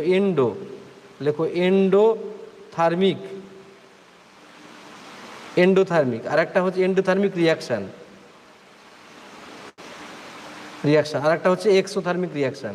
খুব সুন্দর করে মন দিয়ে বুঝবে, এক্সোথার্মিক রিয়াকশান খুব সুন্দর করে মন দিয়ে বুঝবে। তাহলে এন্ডো মানে কি? তাপ নেওয়া, আর এক্সো মানে তাপ বের করা। আসলে তাপটা কি স্যার? তাপটা কিন্তু ওয়ান কাইন্ড অফ এনার্জি, মানে শক্তি বলা হয়। তাপ তো একটা শক্তি, হিট একটা শক্তি বলা যায়। তাহলে এন্ডোথার্মিক মানে তাপ নিয়ে যে তাপ, যে রিয়াকশানে তাপ লাগে বা তাপ শক্তি লাগে, যে রিয়াকশান তাপ শক্তি লাগে যে রিয়াকশানে, সেটা কিন্তু এন্ডোথার্মিক বলে। আর এক্সোথার্মিক কি স্যার? যে রিয়াকশানে তাপ শক্তিকে আমরা বহির্গমন করাতে পারি, সেটাকে এক্সোথার্মিক বলে। তো মাই ডিয়ার স্টুডেন্ট, এইভাবে বললে হবে না, তোমাদেরকে আরও সুন্দর করে বোঝাতে হবে, সেই জায়গাটা একবার ক্লিয়ার করো। তাহলে আমি কি বললাম, এটা আমাদের যে কেমিক্যাল রিয়াকশান ঘটে তার ফলে যে এনার্জির ফ্লো হয়, এনার্জি কিভাবে ফ্লো হয় সেটা দুরকম পথ আছে। একটা হচ্ছে এন্ডোথার্মিক পথ আছে, এন্ডোথার্মিক রিয়াকশান, আর একটা হচ্ছে এক্সোথার্মিক মানে তাপের মানে আগমন। এটা বাংলায় লিখতে গেলে তাপের আগমন বলা যায়, তাপের আগমন, ঠিক আছে। আর এটা হচ্ছে তাপের বহির্গমন, তাপ বেরোয় আর কি। তাপ তো তাপ বললে হয় না, তাপ শক্তি। আর ওটা হচ্ছে তাপ শক্তির, একটা হচ্ছে আগমন, একটা তাপ শক্তির বহির্গমন। তাহলে বোঝা গেল, এই দুটো জিনিস আমরা বুঝে নিলাম। এবার মাই ডিয়ার স্টুডেন্ট, এখানে একটা খুব বোঝার জিনিস করে ভালো করে বুঝতে হবে। কি বুঝতে হবে স্যার? এখানে একটুখানি এক লাইনে লিখে নাও, reaction in which energy supplied. আচ্ছা, এন্ডোথার্মিক, ঠিক আছে। যেমন আমি তোমাদেরকে আর একটু ভালো করে বলছি, বলে বুঝিয়ে দিচ্ছি, মানে এনার্জি দরকার হয় কেন, আর এক্সোথার্মিক মানে এটা এনার্জি দিয়ে দেয় আর কি, আর এই এনার্জি দরকার হয়। লেখো, একটা এক লাইন লিখে নিই আমি, energy is supplied, energy is supplied, ঠিক আছে। সুন্দর করে বুঝবে, মাথাটা একদম শান্ত রাখো, তাহলে আমার সাথে বুঝবে। আমার সাথে মতবিরোধ করতে গেলে তোমার কিন্তু বুঝতে অসুবিধা হবে। এক লাইনে স্যার পড়াচ্ছি কিন্তু, হ্যাঁ। Energy supplied in which reaction, যে রিয়াকশানে এনার্জি সাপ্লাই করা হয়, সে কি এনার্জি সেটা আমি বলছি, তাপ শক্তি সাপ্লাই করা হয়, তাকে আমরা বলছি এন্ডোথার্মিক এনার্জি। শুধু এটুকু বুঝে চুপচাপ থাকো। এবার দেখো, এবার মজাটা কোথায় দেখো। তারা এক্সাম্পলটা না দিলে তুমি কি করে বুঝবে বলো বাবু? এক্সাম্পলটা দেখো, CaCO3 লিখলাম, লিখেছি তো। এখানে যদি আমি হিট দিই, হিট প্রোভাইড করি এখানে, তাহলে কি হয়ে গেল? CaO হয়ে গেল প্লাস CO2 হয়ে গেল। এটা গ্যাস, তাই উপরের দিকে যাচ্ছে। তাহলে এই যে এক্সাম্পলে দেখো, এর ফলে কি হচ্ছে দেখো, এই যে তাপটা আমি দিচ্ছি, আমি এরকম একটা এক্সাম্পল আগেও লিখেছি। তাহলে CaCO3-তে ক্যালসিয়াম কার্বনেটের তাপ দিলে কি হয়ে যাচ্ছে? CaO হয়ে যাচ্ছে, ক্যালসিয়াম অক্সাইড হয়ে যাচ্ছে, প্লাস কি হচ্ছে মানে CO2 হয়ে যাচ্ছে, মানে কার্বন ডাই অক্সাইড হয়ে যাচ্ছে। এই যে কার্বন ডাই অক্সাইড হয়ে যাচ্ছে এখানে, তার মানে তাপের মাধ্যমেই কিন্তু তাপ শক্তি প্রোভাইড করা হচ্ছে এখানে, তার ফলেই কিন্তু এই বিক্রিয়াটা সংগঠিত হচ্ছে। ব্যাপারটা ক্লিয়ার হয়ে গেছে? যদি বুঝতে অসুবিধা হতে পারে, তার জন্য আমি আরেকটা তোমাদের উদাহরণ দিচ্ছি, দেখবে আরও ক্লিয়ার। 2 নম্বর আমি লিখছি ফটোসিনথেসিস। দেখো সুন্দর করে, এখন কথা বলো না, আগে দেখে নাও। ফটোসিনথেসিস মানে কি তোমরা জানো? ফটোসিনথেসিস মানে কি? সালোক সংশ্লেষণ মানে কি? দেখো স্যার, এখানে কি CO2 প্লাস H2O, ঠিক আছে। তো এখানে যদি সানলাইট, একটা শক্তি, তো সানলাইট নেওয়া হচ্ছে, তাপ শক্তি, সানলাইট নিচ্ছি, নিয়ে কি হয়ে যাচ্ছে, এই যে মানে দেখো গাছ যেটা খায় আর কি, C6H12O6 প্লাস O2 হচ্ছে। ব্যাপারটা বুঝতে পারছো তো? দেখো এবার, তাহলে এটা এই যে কার্বন ডাইঅক্সাইড আর জল মিলে কি হচ্ছে, সানলাইটের সহযোগে সে খাবার তৈরি করছে, গ্লুকোজ তৈরি করে ফেলছে। তার মানে জিনিসটা ক্লিয়ার হয়ে গেল। ব্যাপারটা তোমরা না বুঝতে পারলে আমায় বলো। এবার দেখো আমি এটাকে আরেকবার বলি। দেখো, এখনই মাথা ঘামানোর দরকার নেই। এনার্জি ফ্লো যখন কেমিক্যাল রিয়াকশন হয়, তার এনার্জি ফ্লো দু রকমের হয়। একটা হচ্ছে তাপের আগমন, তাপ দিয়ে, আর একটা হচ্ছে তাপ শক্তি দিয়ে, আর একটা তাপ শক্তি চলে যায়, তাপ শক্তি বের করা হয় একটা দিয়ে। তাহলে প্রথমটা যেটা আমি করছি, এটা এখন বাদ রেখে দিলাম। দিয়ে energy is supplied in which reaction, যে রিয়াকশান এনার্জিকে সাপ্লাই করা হয়, সেটাকেই আমরা বলছি কি? এন্ডোথার্মিক। তো সেটাকে একটা উদাহরণ দিলাম, এইটা দেখো, এখানে তাপের মানে তাপ শক্তি দেওয়ার ফলে কি হলো, ভাগ হয়ে গেল, CaO আর CO2 হয়ে গেল। আচ্ছা, এখানে দেখো ফটোসিনথেসিসে কি হলো স্যার? CO2 প্লাস H2 মিলে সানলাইটের সহযোগে গাছ কি করে, দেখো গাছ মানে ফটোসিনথেসিস করে, সালোক সংশ্লেষ করে গাছ। সালোক সংশ্লেষ করার ফলে এই খাবারটা গাছ তৈরি করে আর অক্সিজেন মানে উৎপন্ন করে। তাহলে এই ব্যাপারটা এই অবধি বোঝা গেল। এখান থেকে আমি আরও একটা উদাহরণ তোমাকে দেবো। কীরকম উদাহরণ দেবো? আরেকটা, আচ্ছা, আরও উদাহরণ ছিল, ইলেকট্রোলাইটিক ডিকম্পোজিশনে দিতে পারি। মানে যেখানে মনে করো এই যে মনে করো 2H2O, মনে করো জল, এই জলে যদি তুমি ইলেকট্রিক সাপ্লাই করো, ইলেকট্রিক কারেন্ট যদি তুমি এখানে দাও, মানে এটাও একটা তাপ শক্তি, মানে এটা ইলেকট্রিক শক্তি। এই শক্তিটা যখন দিচ্ছ, এখানে কি হবে? 2H2 প্লাস O2-তে পরিণত হবে, এটা ভেঙে যাবে। ঠিক আছে, ক্লিয়ার হয়েছে? আচ্ছা, এবার আমি 2 নম্বরটা আসবো, তাড়াহুড়ো করার দরকার নেই। তাহলে আমি আগে একটু ক্লিয়ার করার জন্য আরেকবার তোমাদেরকে বলি, এই যে কেমিক্যাল রিয়াকশনের পরে দুরকম তাপের ব্যাপার হয় বা দুরকম শক্তি নির্গত হয় বা দুরকম শক্তির দরকার হয়। একটা হচ্ছে এন্ডোথার্মিক, সেটা হচ্ছে তাপের আগমন ঘটে বা তাপ শক্তির আগমন। সেখানে কি হয়, energy supplied in which reaction, যেখানে এনার্জি সাপ্লাই করা হয়। যেরকম এক্সাম্পল CO3, তার সঙ্গে হিট যদি মানে নেওয়া হয়, হিট নিয়ে তাপশক্তি নিয়ে কি করবে, CO আর CO2 তৈরি করবে। আর ফটোসিনথেসিস মানে সালোক সংশ্লেষের সময় কি করে, কার্বন ডাইঅক্সাইড প্লাস H2 তার সাথে সানলাইট যোগ হয়ে গিয়ে কী হয়, সেটা C6H12O6, যেটা উদ্ভিদরা খায়, এবং তার সাথে অক্সিজেন যোগ হয়। আর তারপরে দেখো ইলেকট্রিক কারেন্ট যদি যোগ করা হয় জলের সাথে, তাহলে দুটো জলের অণুকে ভেঙে যায়, ভেঙে গিয়ে 2H2 প্লাস O2 হয়ে যায়। এই পর্যন্ত ক্লিয়ারিটি চলে এসছে, আশা করা যাচ্ছে। ওকে, আর লিসিস মানে কি, অ্যাকচুয়ালি তোমাদের অনেকের একটু মানে ধারণা আমি বলে দিই। দেখো, এই যখন লিসিস কথাটা আসবে, যেরকম ইলেকট্রোলিসিস, এই লিসিস মানে কি, ভেঙে দেওয়া। আর লিসিস মানে অ্যাকচুয়ালি কি, ব্রেকডাউন। এটাও লাইফ টাইম মনে রাখো, মানে ভেঙে দেওয়া। ইলেকট্রোলিসিস ইলেকট্রিকের মাধ্যমে কি ভাঙছি, জলকে ভেঙে দিচ্ছি, তাকে আমরা সেই জন্য আমরা বলছি এর নাম ইলেকট্রোলিসিস, যেটা অনেকেই তোমরা জানো না। এই ঘটনাকে কি বলা হয়, ইলেকট্রোলিসিস। ওকে মাই ডিয়ার স্টুডেন্ট, বোঝা গেল? ঠিক আছে, ফটোসিনথেসিসটা কি তোমরা বোঝো, কার্বন ডাইঅক্সাইড প্লাস জল, এইটা এর সঙ্গে যদি সানলাইটের আগমন ঘটে, যেরকম সবুজ পাতায় ঘটে, তো ওইটা যখন ঘটছে ক্লোরোফিলের সাহায্যে সানলাইট নিয়ে যখন ঘটছে, তখন কিসে পরিণত হয়, ওটা C6H12 আর O6। এটা হচ্ছে গ্লুকোজের ফর্মুলা, এটাকে বলছি গ্লুকোজের ফর্মুলা এটা। ঠিক আছে, আর তার সাথে O2 জুড়ে যায়, এই তো হয়ে গেল ব্যাপারটা। আমি বিক্রিয়াটা কমপ্লিট করিনি, আমি এইভাবে জিনিসটাকে বোঝাচ্ছি, আমার উদ্দেশ্য যেটা সেটাকে আমি বলছি, বুঝেছো তো? এইটাকে তুমি মাথায় রাখো, বিক্রিয়াটা কমপ্লিট করিনি তো আমি। ঠিক আছে, আমি শুধু এইটুকু বোঝাচ্ছি যে সানলাইটের মাধ্যমে কি তৈরি হচ্ছে। ঠিক আছে, আচ্ছা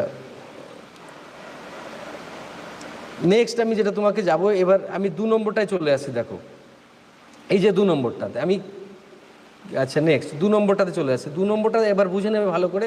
দেখো এন্ডোথার্মিক,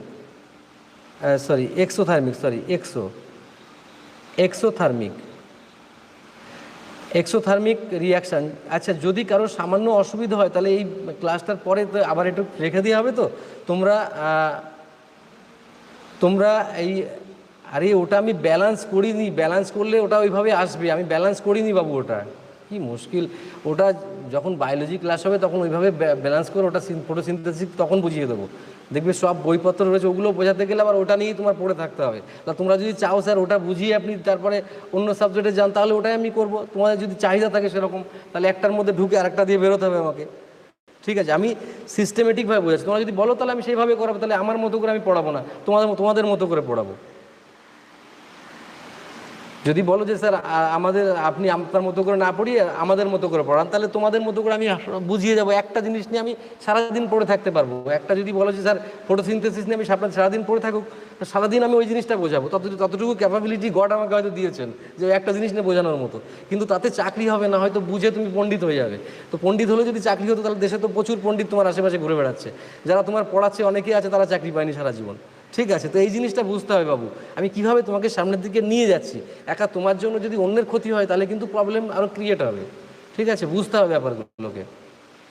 ওটা একদম সিম্পল ব্যাপার, ওটা নিয়ে বোঝাতে গেলে আমাকে ফটোসিনথেসিস পুরো জিনিসটা তোমাকে বুঝিয়ে দেবো এখন, যদি চাও তাহলে।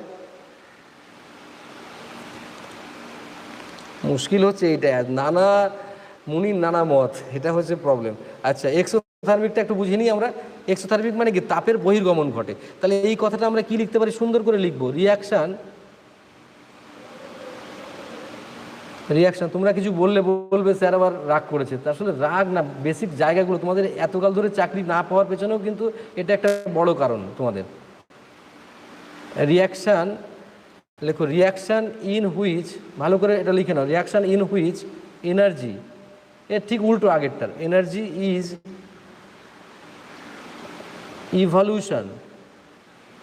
ইভলিউশন মানে কি বলে, ইভলিউশন উৎপন্ন করা। আগে কি মানে বিক্রিয়া করার সময় কি তাপ লাগছিল, আমার উদ্দেশ্য হচ্ছে তাপ লাগছে কি না লাগছে সেটা দেখানোর। তো এটা হচ্ছে কি, আগেরটা তাপ লাগছিল আর এটা তাপ উৎপন্ন করছে, এক্সো। এক্সো মানে বেরিয়ে যাওয়া, আর হচ্ছে উৎপন্ন করা, আর এন্ডো মানে নেয়া দরকার ভেতরে। তার মানে ক্লিয়ারিটি এসছে। এই বাবু ক্লিয়ারিটি এসছে তো? বেসিক জায়গাগুলো বোঝার চেষ্টা কর, তারপরে আজ পুরোটা তো বুঝতে পারবি পরে।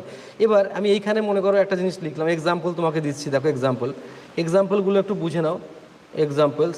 এক্সাম্পলস দিচ্ছি, দেখো CH4 মিথেন মনে করো, মিথেনের সঙ্গে মনে করো O2 দুই অণু O2 দিয়ে দিলাম, দিলে তাহলে কী উৎপন্ন হলো? CO2 হয়ে গেল প্লাস 2H2O হয়ে গেল, আর তার সাথে কি তৈরি হচ্ছে? এনার্জি।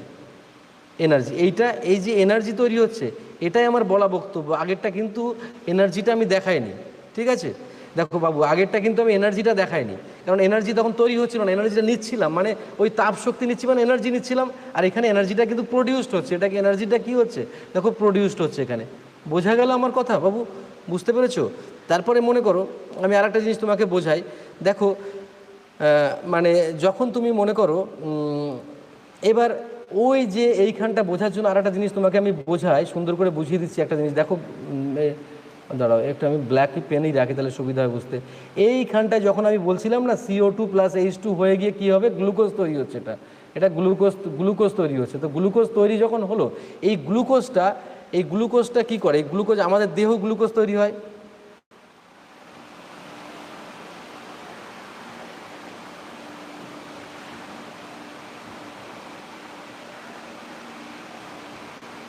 কোনটা বুঝতে পারলেন না?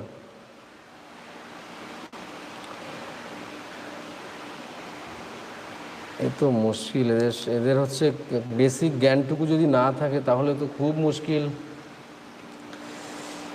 এইটা একটা সাবস্ট্যান্স, আর এখানে অক্সিজেন আছে, এটা একটা সাবস্ট্যান্স। এই দুটো মিলে আমি একটা বিক্রিয়া করলাম, সেটা হচ্ছে দেখো CO2 হয়ে গেল, আর এখানে CO2 উৎপন্ন হলো, আর এখানে H2O হলো, আর তার সাথে এনার্জি তৈরি হচ্ছে, ঠিক আছে? এনার্জি তৈরি হচ্ছে, মিথেন তো মানে বিক্রিয়া করলে তো এনার্জি হয়, সেটা জানো না? যদি ওটা বুঝতে অসুবিধা হয়, এবার আমি 2 নম্বরটা তোমাকে বোঝাচ্ছি। আগে যখন আমি লিখছিলাম না যে গ্লুকোজ, দেখো C6 প্লাস H12, আসলে তোমাদেরকে একটু জটিল জিনিস বোঝাতে গেলেই তোমাদের প্রবলেম হচ্ছে, কারণ এই জিনিসগুলো আমি এড়িয়ে যেতে পারতাম, কিন্তু তোমাদেরকে এড়াচ্ছি না, কারণ আরও একটু ডিপলি পড়িয়ে দিচ্ছি ব্যাপারটা, ঠিক আছে? যেরকম C6H12 আর O, এটা গ্লুকোজ আমি আগে আর ছিল, আর তখন O2, এটা আমরা এখানে পেয়েছিলাম। দেখো এটা আমরা এখানে পেয়েছিলাম, দেখেছো খেয়াল করে? এটা আমরা এখানে পেয়েছিলাম, কিন্তু এইটাকে আমরা এবার নিচ্ছি, এটাকে আমরা নিলাম, নিয়ে কী করছি দেখো, এটাকে আমরা একটা বিক্রিয়া করছি, করে কী উৎপন্ন হচ্ছে? CO2 প্লাস H2O প্লাস কী হচ্ছে? এনার্জি। কেন, কিভাবে হচ্ছে যদি বলো? স্যার এটা গ্লুকোজ আর অক্সিজেন, যদি আমরা মনে করো আমরা মানুষরা গ্লুকোজ আর অক্সিজেন নিচ্ছি, গ্লুকোজ মানে চিনি ফিনি এসব যা হোক শর্করা জাতীয় আর কি, তো সেগুলো আমরা যদি নিয়ে নিই, এই যে গ্লুকোজ লিখে নাও, গ্লুকোজ আমরা নিচ্ছি, নেবার পরে তার সঙ্গে O2 আমরা শ্বাসের মাধ্যমে O2 নিচ্ছি, নিয়ে কি হচ্ছে দেখো CO2, আমরা তারপরে কার্বন ডাইঅক্সাইড নির্গত করে দিচ্ছি, জল তৈরি হচ্ছে, আর কি হচ্ছে? এনার্জি তৈরি হচ্ছে। সেই এনার্জিগুলো কোথায় যাচ্ছে স্যার? সেই এনার্জিগুলো কিন্তু আমাদের শরীরের প্রোটোপ্লাজম বা শরীরের যে কোষের মধ্যে ঢুকে যাচ্ছে, ঠিক আছে? এগুলো বায়োলজি পড়ানো হয়ে গেলে তোমাদের আরও ক্লিয়ারিটি আসবে। বোঝা গেল ব্যাপারটা? এইটুকু বোঝো তাহলে। মানে এই গ্লুকোজের সঙ্গে O2 যোগ হলে, মানে O2 যদি যোগ হয়, তার মানে তার রাসায়নিক বিক্রিয়াতে কি হচ্ছে? বেসিক্যালি আমাদের টার্গেট রাখতে হবে যে এনার্জি পাচ্ছি। আমি কিন্তু টোটাল জিনিস যেটা বোঝাচ্ছি সেটা হচ্ছে মানে এক্সোথার্মিক বোঝাচ্ছি, মানে এই সংমিশ্রণে কি হচ্ছে যে এনার্জি। আমার কথা হচ্ছে এইটুকু, বাকিটা ছেড়ে দাও, বাকিটা বোঝারই দরকার নেই এখানে। বাকিটা যখন যে চ্যাপ্টার আসবে তখন আমরা বুঝে নেবো। এখন আপাতত এক্সোথার্মিকটা বুঝে নাও, যে এর ফলে এনার্জি রিলিজ হচ্ছে, মানে এনার্জি রিলিজ হচ্ছে আমাদের দেহে শ্বসনের ফলে, শ্বাস নিচ্ছি, তার ফলে এই শ্বাস নেওয়ার ফলে এনার্জি যে রিলিজ হচ্ছে, তার ফলে আমরা কাজকর্ম করতে পারছি, যে হাত পা নাড়াচ্ছি, সবগুলো কিন্তু এনার্জি তৈরি হচ্ছে, তাই এনার্জি প্রোডাকশন হচ্ছে, তাই না হলে কিন্তু আমরা হাত পাও নাড়াতে পারতাম না। একটু আইডিয়া হলে দেখো এবার। তাহলে আমি দুটো জিনিসকে এবার একটু ভালো আইডেন্টিটি করে দিচ্ছি, যারা একদম কম বুঝতে পারছো তাদেরকে দুটো জিনিস আইডেন্টি করা, যেটা হচ্ছে এন্ডোথার্মিক মানে কি স্যার?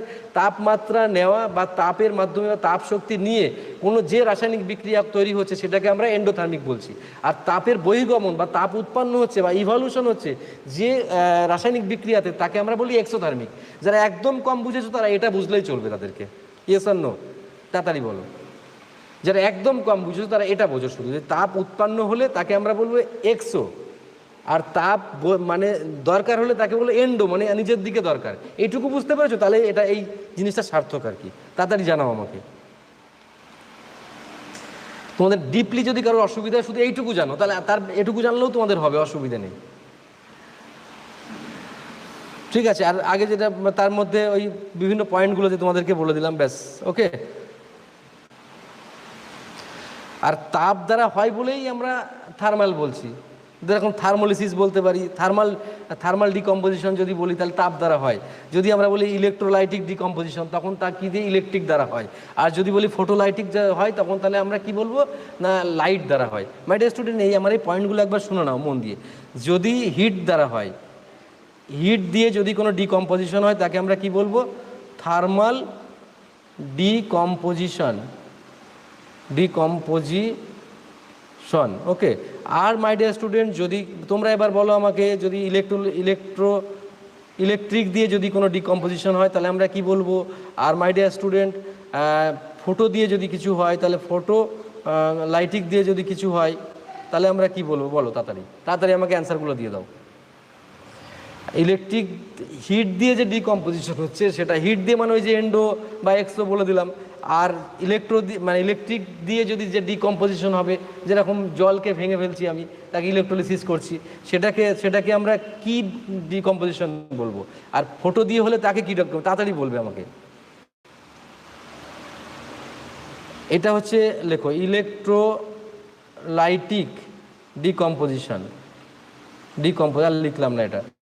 আর এটা হচ্ছে ফটোলাইটিক, একবারে লিখে দিয়েছি এটা, ফটোলাইটিক ডিকম্পোজিশন, ঠিক আছে। তাহলে ব্যাপারগুলো একদম জলের মতন আশা করি হয়ে যাচ্ছে তোমাদের। যদি মাথার মধ্যে একটুও কিছু বুদ্ধি অবশিষ্ট থাকে, তাহলে আর বুঝতে অসুবিধে হচ্ছে না হয়তো বা। তারপরেও হতে পারে, হাজার মানুষ হাজার রকম সমস্যা থাকবে, সমস্যাটাই মানুষের জীবনের একটা মানে বিরাট বড় জায়গা, তো থাকতেই পারে সমস্যা। সবাই যে মানে 100% বুঝে যাবে তাও তো নাও হতে পারে না, ঠিক আছে। বোঝা গেল, ক্লিয়ার? যদি বুঝতে পারো পরেরটা যেতে বললে আমি পরেরটা যাবো, নাহলে থেমে আছি আমি, ওকে। তাড়াতাড়ি বলো, টাইম ওয়েস্ট করাটা আমার কাছে কোনোদিনও ভালো পরিচয় হয় না।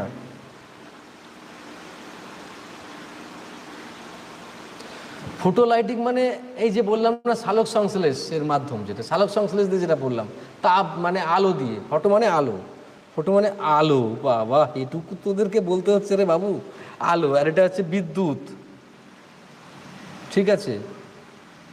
স্যার ইংরেজিতে বুঝবোই না, তোরা একদম দায়িত্ব নিয়েছিস, তাই তো। এটা হচ্ছে তাপ, এগুলোও লিখতে হবে বাবু। একটু যদি মন দিয়ে সিরিয়াসলি হোস না, এগুলো কোনো ব্যাটারি নয়। প্রথম একটু অসুবিধা হবে বই কি, কিছু করার নেই। আচ্ছা চল তারপরটায় চলে যাব কি। আচ্ছা, এবার আমি বলছিলাম না রাস্টিং মানে কি স্যার, মরচে পড়া। রাস্টিং মানে কি স্যার, মরচে পড়া। এবার রাস্টিং স্যার মানে মরচে পড়া, রাস্টিং মানে, তো এই যে মরচে পড়া, তো মরচে পড়া তো কীভাবে হচ্ছে জানো, মানে এটা খোলা জায়গায় যদি কোনো আয়রন রেখে দাও, বা আয়রন জাতীয় কোনো পদার্থ রেখে দাও, তাহলে কি হয় স্যার, রাস্ট পড়ে, মরচে পড়ে। এটা তোমরা জানো, ওই জন্য আমি আর কিছু বলছি না। ওটা একটা অক্সিডেশনের উদাহরণ, এটা কিন্তু এটা মরচে পড়া কিন্তু একটা অক্সিডেশন, মানে জারণ প্রক্রিয়ার উদাহরণ, এটা মনে রেখো, ওকে। তাহলে এবার আমাদের যেটা ইম্পর্টেন্স স্যার, কি ইম্পর্টেন্স স্যার,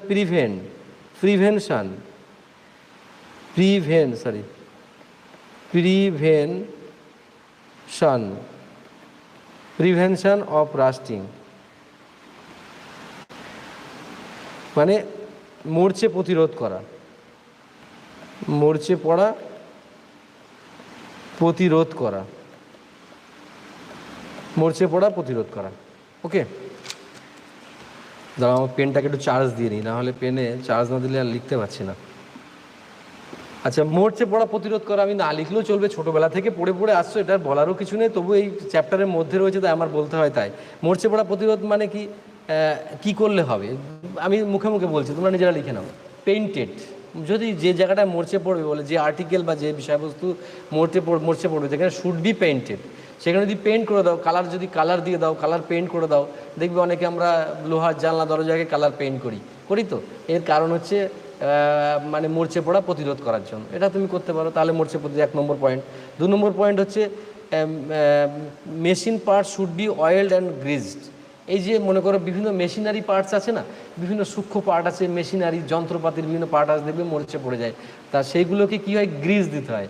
গ্রিজ মানে কি স্যার, গ্রিজ হচ্ছে মানে এক ধরনের লুব্রিক্যান্ট, সেমি কন্ডাক্টিং মানে সেমি লিকুইড লুব্রিক্যান্ট, সেটা দিলে কি হয় স্যার, ওটা মানে মানে পিচ্ছিল থাকে, ফলে ওয়েদারের সংস্পর্শে আসলেও কিন্তু আর মরচে পড়ে না। তাহলে এটা একটা পথ। আচ্ছা, গ্যালভানাইজড করা, দেখবে আয়রন পাইপের গ্যালভানাইজ করে। গ্যালভানাইজ মানে তোমরা দেখেছো একটা আস্তরণ দিয়ে দেওয়া হয়, ঠিক আছে, তার ফলে কি হয়, যেন পৌরসভার কোনো কলের পাইপ, জলের পাইপ যেগুলো আছে না, সেগুলোতে গ্যালভানাইজড করে দেয়। গ্যালভানাইজড করার ফলে কি হয়, গ্যালভানাইজ জিঙ্কের যদি প্রলেপ দিয়ে দেওয়া হয়, তাহলে কি হয় দেখবে ওখানে মরচে পড়ার বা মরচে প্রতিবন্ধকতা হয়ে যায়। এগুলো তোমরা সবই জানো, ঠিক আছে। জিঙ্কের যে আস্তরণ দেওয়া যাকে বলে, জিঙ্কের প্রলেপ দেওয়া, ঠিক আছে। আচ্ছা, গ্যালভানাইজড করতে হবে, তার মানে আমি 3টে পয়েন্ট বললাম, মুখস্থ করে নাও। একটা হচ্ছে should be painting by any colour, বা ঠিক আছে, এশিয়ান পেন্টস পাওয়া যায়, বার্জার পাওয়া যায় এরকম। আচ্ছা, তারপরে কি বললাম স্যার, মেশিন পার্টসকে গ্রিজিং করতে হবে, এটা মুখস্থ হয়ে গেল স্যার। 3 নম্বর পয়েন্ট কী হবে স্যার, 3 নম্বর পয়েন্ট হচ্ছে জিঙ্কের প্রলেপ দেওয়া, মানে গ্যালভানাইজড করা, 3 নম্বর পার্ট হয়ে গেল, ঠিক আছে স্যার। তাহলে 4 নম্বর পার্ট কী হবে, মানে যদি ক্রোমিয়ামের কোটেড দেওয়া হয়, ক্রোমিয়াম দেখবে অনেক লোহা আছে, সেই লোহার উপরে দেখবে একটা আস্তরণ দেওয়া হয়, কিসের আস্তরণ, ক্রোমিয়াম আস্তরণ যদি দিয়ে দেওয়া হয়, তাহলে সেখানেও কিন্তু তোমার মরচে পড়াটাকে প্রতিবন্ধকতা করা যায়, ঠিক আছে। আচ্ছা, বোঝা গেল।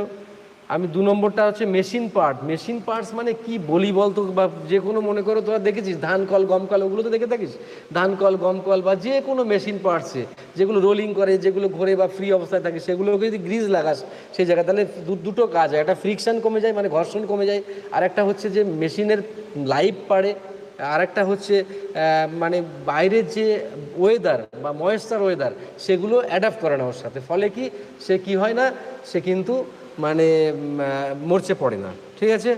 আচ্ছা, নেক্সট, বোঝা গেল। তাহলে এই কটা পয়েন্ট আমি লিখলাম না। এবার মাই ডিয়ার স্টুডেন্ট, আমি পরেরটা আসবো। এইটা ক্লিয়ার হলে আমাকে একবার জানিয়ে দিস বাবু, তোরা ক্লিয়ার, তোদেরকে নিয়ে খুব ভয়, তোদেরকে নিয়ে, তোরা মানে সামান্য জায়গাটাও তোরা ক্লিয়ার বুঝতে না পারলে আমারও খুব খারাপ লাগে, ঠিক আছে। তাড়াতাড়ি বল, বুঝতে পারলে বল, তাহলে পরেরটায় চলে যাব। ক্লিয়ার বুঝতে পারলে বল, পরেরটায় চলে যাব।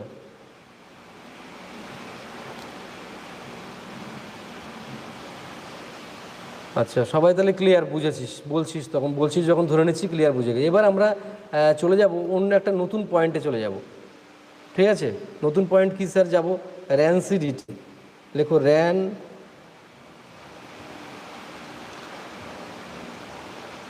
র্যানসিডিটি, এটা খুব ভালো জিনিস, আমি সুন্দর করে বুঝিয়ে দিচ্ছি, একবার বোঝালেই তুমি লাইফ টাইম ভুলবে না, যদি তোমার মানসিকতা থাকে। এবার যদি বলো স্যারের সঙ্গে মানসিকতা নিয়ে হচ্ছে না পড়ার, তাহলে তো তোমাকে বোঝাতে পারবো না আমি, তোমাকে একটু বুঝতে হবে আমার সাথে সাথে থেকে। আচ্ছা, তার আগে আমি একটুখানি তোদের একটা এক্সাম্পল দিচ্ছি। মনে কর তোরা যে প্যাকেজিং খাবার খাস, অনেকে খাস তো প্যাকেজিং খাবার, এই যে প্যাকেজিং খাবারগুলো খাস, র্যানসিডিটি যে ব্যাপারটা কি দেয়, প্যাকেজিং খাবারগুলো খাওয়া অনেকদিন যদি প্যাকেজিং করা থাকে, ডেট এক্সপায়ার হয়ে গেল, বা ঠান্ডা জায়গায় রাখতে বলেছে, ঠান্ডা জায়গাটা না রেখে তুই অন্য জায়গায় রেখে দিয়ে সেই খাবার যদি খাস, তাহলে দেখবি বাবু কি হবে বলতো, একটা চ্যাটচেটে ভাব হবে খাবারের, আর একটা বাজে গন্ধ হবে একটা। এই যে ঘটনা, এটাকেই বলে র্যানসিডিটি। বা অনেকে রান্না করা খাবার যদি খোলা অবস্থায় রেখে দিস বা গরমে থাকে, তো সেক্ষেত্রে দেখবি ওই একটা প্রলেপ টাইপের পড়ে যায় উপরে, আর একটা বিশ্রী গন্ধ হয়, পচার আগের মুহূর্তে যেসব একটা গন্ধ মতো হয়, সেই গন্ধটা দেখবি বমি আসে, এরকম একটা উল্টি হয়ে যাওয়ার মতন, সেইটাকে বলা হয় র্যানসিডিটি। মাই ডিয়ার স্টুডেন্ট, বুঝেছিস আমার এক্সাম্পলটা দিয়ে কেসটা বুঝেছিস? হয় না এরকম প্যাকেজিং খাবার, তার জন্য একটা ডেট লেখা থাকে যে বেস্ট বিফোর 6 মান্থ, এরকম লেখা থাকে। কারণটা কি? কারণটা হচ্ছে ওইটাই স্যার। বুঝে গেছিস তোরা ব্যাপারটা বাবু? তাহলে র্যানসিডিটিটা কি? তাহলে র্যানসিডিটা একটুখানি আমি ইংরেজিতে লিখিয়ে দিচ্ছি তোদেরকে। র্যানসিডিটি লেখো ইজ দ্য প্রসেস, আমি একটুখানি লিখে দিই, লিখে নে, বাংলা করে নিবি পরে। Is the process of slow, এটাও একটা oxidation, slow oxidation of oil and fat present in the food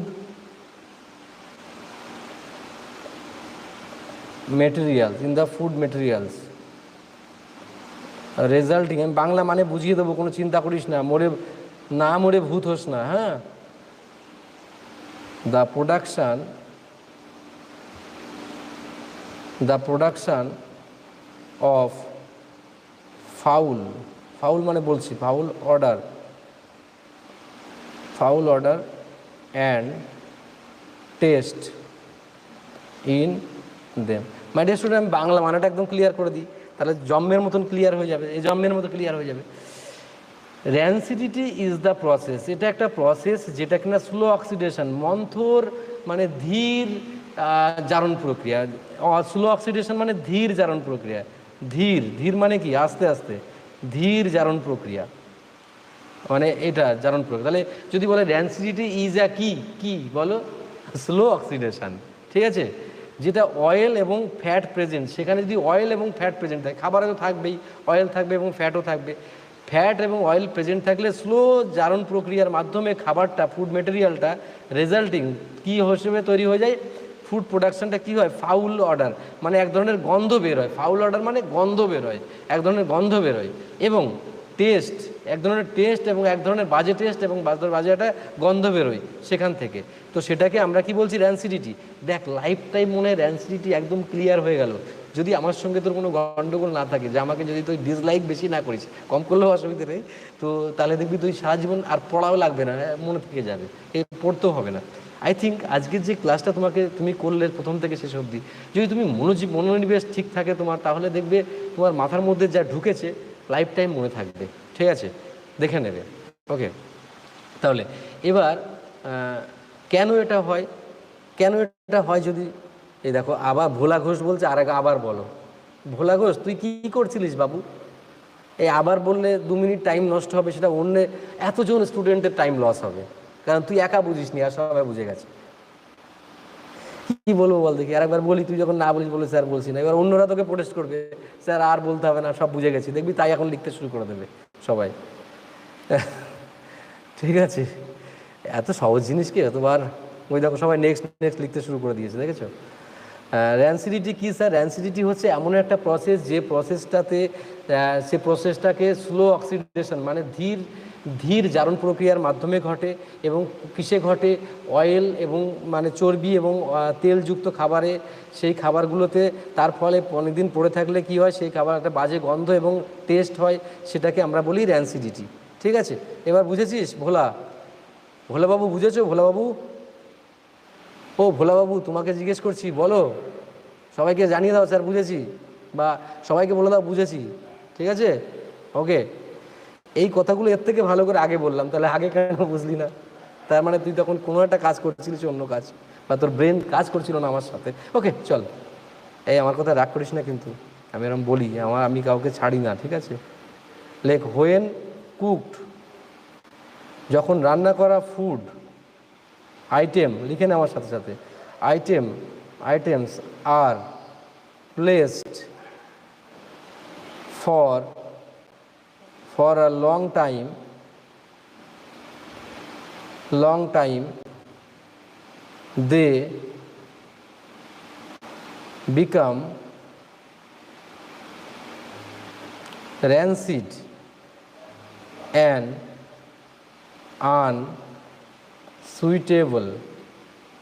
unsuitable for the consumption।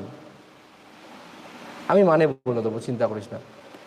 মানে যখন রান্না করা আইটেম বা রান্না করা খাবার place for a long time, অনেক দিনের জন্য রান্না করা খাবার যদি রেখে দেওয়া হয়, তাহলে দে বিকাম র্যানসিড তাহলে র্যানসিড হয়ে যাবে, and unsuitable for the consumption, এবং খাবারের অযোগ্য হয়ে যাবে। একদম ক্লিয়ার হয়ে গেছে, আর কোথাও কোনো অবজ্ঞা নেই, ঠিক হয়ে গেছে। এবার স্যার এত কিছু তো বললেন, কেন হয়, কি কারণে হয়, কিভাবে হয়, সবই তো বললেন স্যার, তাহলে আপনি এটা বলুন যে কিভাবে আমি প্রিভেন্ট করতে পারবো। এবার সে মেথড অফ প্রিভেন্ট লেখো। মেথড সহজ, খুব সহজ। Method to prevent rancidity. কীভাবে র্যানসিডিটিকে মানে তুমি কি করতে পারবে? প্রিভেন্ট করতে পারবে। নাম্বার 1 লেখো প্যাকিং মানে বোঝো, প্যাকেজিং করা, অফ ফুড মেটেরিয়াল মানে যে খাবার আর কি, materials in air tight containers. তো দেখেছিস যে কোনো খাবার যদি প্যাকেজিং থাকে, লেজের প্যাকেট দেখবি, লেজ প্যাকেটগুলো দেখেছিস, ওগুলো একদম ওর মধ্যে যা এয়ার থাকে, কিন্তু বাইরে থেকে এয়ার ঢুকতে পারে না ওর মধ্যে, মানে এয়ার টাইট মানে কি, ওর মধ্যে কিছু বেরোতে পারে না। অনেক খাবার দেখবি টিনের মধ্যে প্যাকেজিং করা থাকে, সেই খাবার দেখবি ফেলগুলো দেখবি তেল বা ঘি, এগুলো দেখবি এমনভাবে টাইট করা থাকে বাইরের এয়ারের সঙ্গে কানেকশন থাকবে না। কেন স্যার? বাইরের এয়ারে তো অক্সিজেন রয়েছে, মানে এই ময়েশ্চার রয়েছে, বা ওয়েদার যদি ওখানে অ্যাটাচ হয়ে যায় তাহলে অক্সিজেন পেয়ে যাবে। অক্সিজেন যখন পেয়ে যাবে তখন ও কী করবে, মানে জারণ প্রক্রিয়া ঘটাতে শুরু করবে, স্লো অক্সিডেশন, মানে মন্থর জারণ প্রক্রিয়া ঘটাতে শুরু করবে। তার ফলে কী হবে, ওর কোয়ালিটি খারাপ হয়ে যাবে। ঠিক আছে,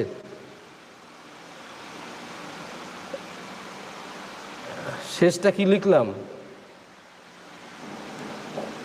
কন্টেনার লিখলাম। কন্টেনার মানে পাত্র, কন্টেনার মানে পাত্র মানে যেখানে রাখা হয় পাত্র, কন্টেইনার এটা আর কি, কন্টেনার্স। ঠিক আছে, পাত্র। ঠিক আছে, বুঝেছিস লাস্ট ওয়ার্ডটা? কন্টেইনার হয়েছে? রিয়াসেন হয়েছে? সালাউদ্দিন খান হয়েছে? চল, আর 2 নম্বর পয়েন্ট, আর একটা পয়েন্ট আছে, লেখো। Refrigeration of cooked food at low temperature. Low টেম্পারেচারের refrigeration of cook food at low temperature. কম তাপমাত্রা যদি রেখে দেওয়া হয় তাহলে তো পয়জন হবে না, মানে বা মানে ঠান্ডা থাকলে, গরম হয়ে গেলে তো, মানে বেশি হিট হলেই তো বেশি পচতে শুরু করে, সে পচবে না আর। ঠিক আছে, চলো বুঝে গেলে। তাহলে এই দুটো পয়েন্ট কাজে লাগালে রেফ্রিজারেশন হয়ে যাবে। এবার আমি তোমাকে যে জায়গাটা আসবো, আমি যে জায়গাটা তোমাকে বুঝতে হবে, যে জায়গাগুলো,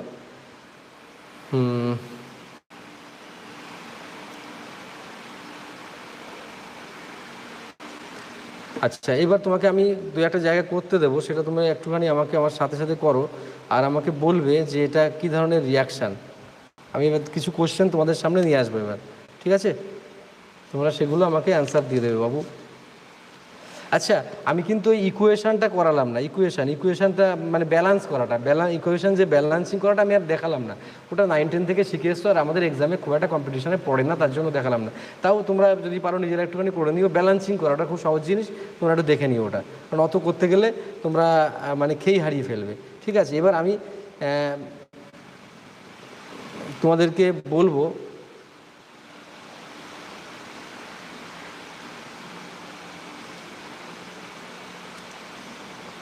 কয়েকটা আমি এক্সাম্পল দিয়ে করাবো, দেখবে সুন্দরভাবে বুঝতে পারবে তোমরা। দাঁড়াও, আমি কয়েকটা লিখবো। আচ্ছা, কি আর বলি বলো দেখি তোমাদেরকে।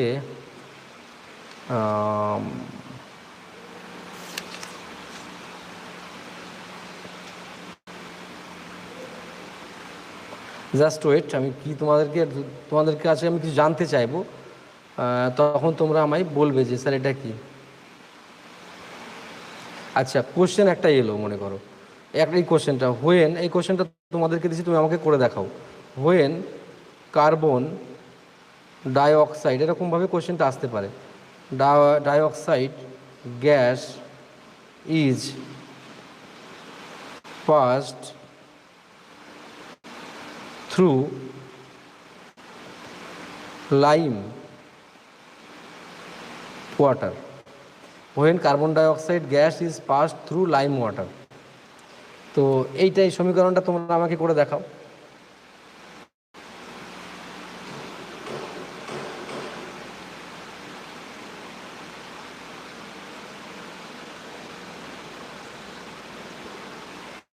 এটা করে দেখো আমাকে। এই পরীক্ষাতে মনে করি এরকম জিনিস আসলো, এরকম আমি যা পড়াবো তাই যে ধরে ধরে আসবে তার কোনো কিন্তু মানে নেই, তোমাকে বুঝে বুঝে তোমাকে করতে হবে, কি তৈরি হবে।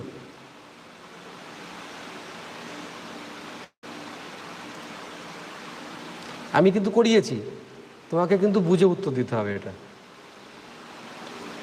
CaOH2 প্লাস CO2 কী হবে, CaCO3 প্লাস H2O। বোঝা গেল? তাই ক্যালসিয়াম কার্বনেট হচ্ছে। বোঝা গেল বাবু?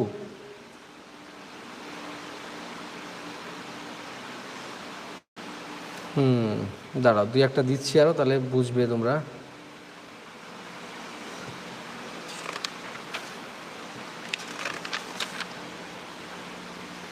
হ্যাঁ, আর একটা জিনিস তোমাদেরকে লিখে নিতে হবে বাবু, সেটা হচ্ছে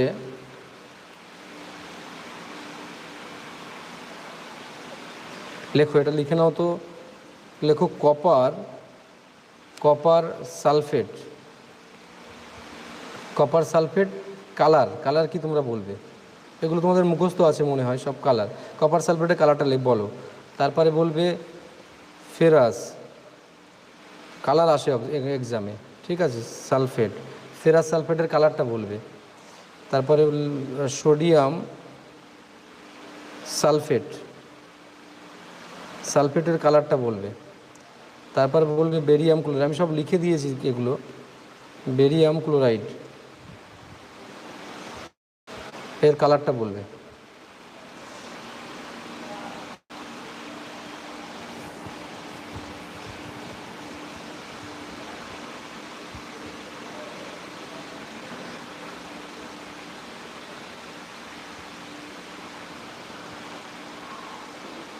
ঠিক আছে, বলো এবার। কপার সালফেট হচ্ছে, দেখো এটা ব্লু কালার, ব্লু কালার হয়ে যায় এটা, ঠিক আছে? আর এটা পেল গ্রিন, পেলিগ্রিন। আর এটা হচ্ছে মিল্কি, মনে রাখবে, সব মুখস্থ করে রাখবে।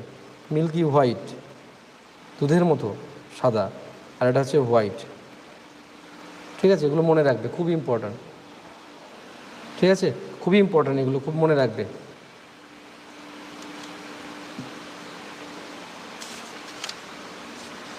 আচ্ছা, এবার তোমরা আমায় যেটা বলবে, আমি কতগুলো মানে সমীকরণ লিখবো এখানে, কতগুলো মানে সমীকরণ লিখবো, তোমরা আমায় বলবে নিচের তার মধ্যে কোনগুলো কী ধরনের সমীকরণ, তোমরা আমাকে তাড়াতাড়ি করে সেগুলো জানাবে। আমি সবগুলো তোমাদেরকে লিখে দিচ্ছি, আমি শুধু এবার লিখে দিচ্ছি।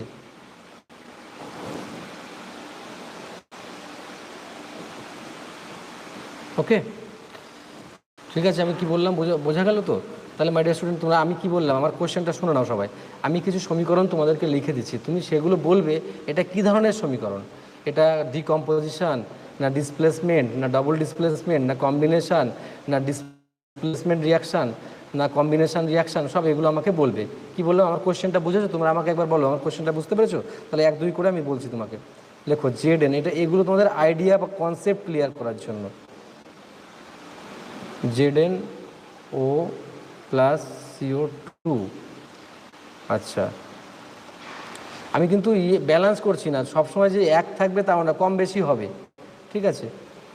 PB প্লাস CU, এক দুই করে অ্যান্সার দেবে, আমি অনেকগুলো লিখবো তো। CuCl2,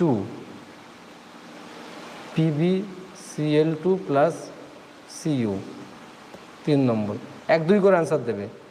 NaBr plus AgNO3, AgBr plus NaNO3, 4 নম্বর। 4 নম্বর হচ্ছে H2 প্লাস Cl2, এটা হচ্ছে 2HCl, এটা কিছু না, 2Cl। 5 নম্বর পয়েন্ট মানে 5 নম্বর। Fe, এই সবগুলো করতে পারলে বুঝবো তোমার পড়াশুনোটা তোমার কাজে লেগেছে। Al2O3 প্লাস 2Fe, আচ্ছা 6। 3H2 প্লাস N2, 2NH3, এইগুলো বলো। সব অ্যান্সারগুলো তোমরা দিয়ে দাও, খুব সুন্দর করে অ্যান্সারগুলো দিয়ে দাও। ওকে,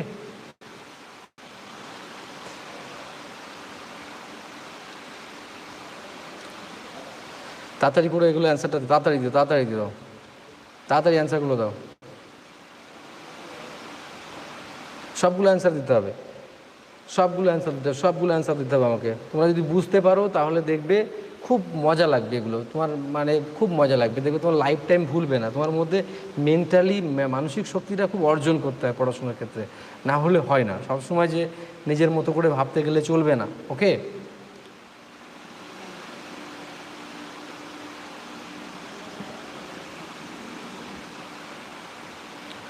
তাড়াতাড়ি তাড়াতাড়ি তাড়াতাড়ি তাড়াতাড়ি,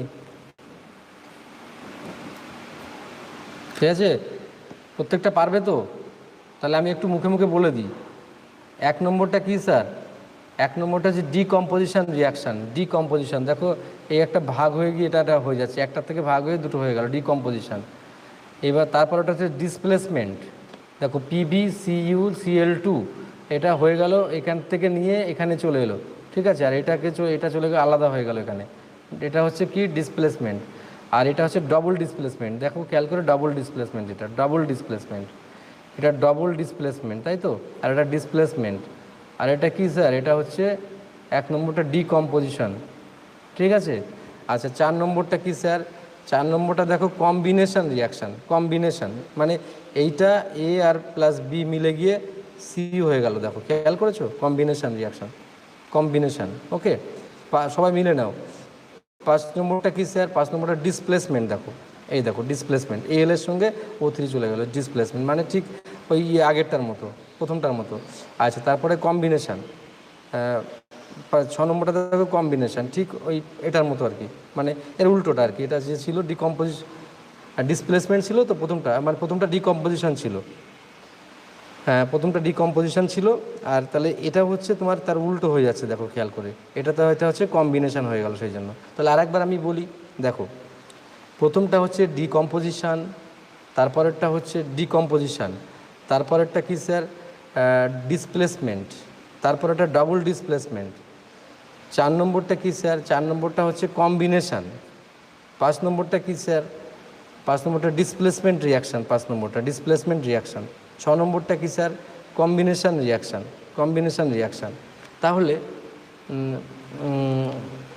কম্বিনেশান রিয়াকশান। তাহলে এবার ব্যাপারটা বোঝো তোমরা, সুন্দর করে জিনিসগুলো বোঝো যে এই যে মানে সিস্টেমটা তোমার, এই যে সিস্টেমটা কত সুন্দর একটা ক্লিয়ার কাট সিস্টেম। দেখো খেয়াল করে দেখো যে এই সিস্টেমের প্রত্যেকটা জিনিস তুমি আইডেন্টিটি করতে পারছো, মানে তোমার অনেক ক্লিয়ারিটি এসছে তোমার ব্যাপারটা। এই প্রত্যেকে বুঝতে পেরেছো কিনা আমাকে একবার জানিয়ে দাও যে তোমাদের আইডিয়াটা ক্লিয়ার হয়েছে কিনা। আইডিয়া ক্লিয়ার করার জন্য কিন্তু মেন কাজ। তারপরে আমি আরও কিছু কোয়েশ্চেন আনসার নিয়ে তোমাদের সঙ্গে ডিসকাস করব। ওকে,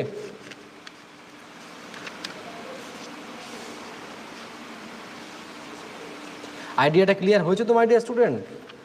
আইডিয়াটা শুরুর থেকে এই পর্যন্ত তোমরা সাথে থেকে তোমাদের যে আইডিয়াটা ক্লিয়ার করছো, এটারই প্রত্যেকের আইডিয়াটা ক্লিয়ার হয়ে গেলে আমায় জানিয়ে নাও। এবার আমরা কিছু কোয়েশ্চেন আনসার নিয়ে তোমার সঙ্গে ডিসকাস করবো, কিছু কোয়েশ্চেন আনসার নিয়ে, ঠিক আছে? চিন্তা করতে হবে না তোমাদের।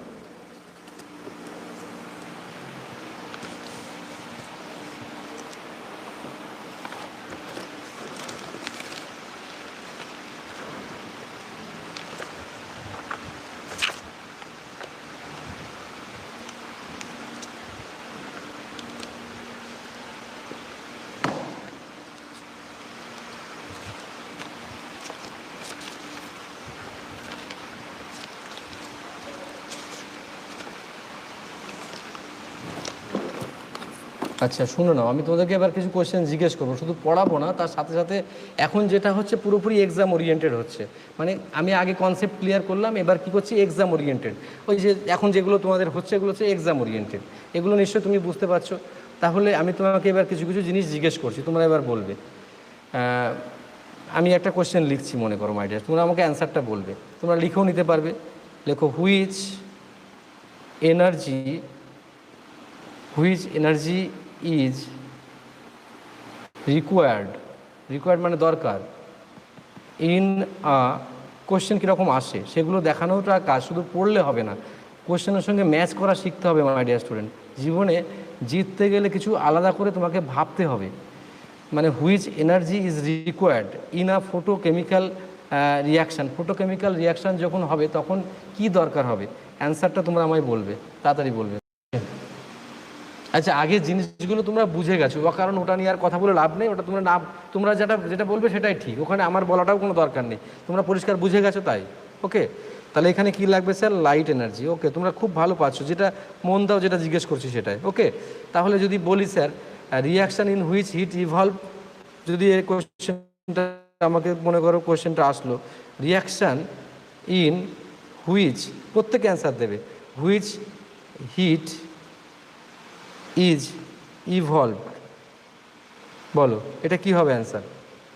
এর উল্টোটাও আসতে পারে, যদি ইভলভের পরিবর্তে অ্যাবজর্ব যদি বলে, অ্যাবজর্ব বলে, কোশ্চেন কীরকম আসে দেখো।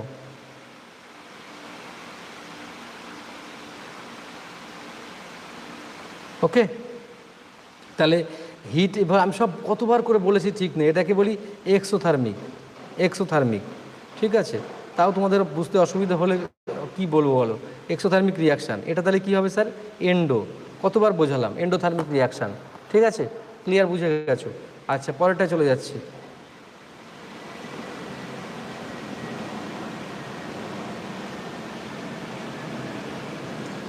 পরেরটাই চলো, পরের কোশ্চেনটা অ্যান্সার করো আমাকে।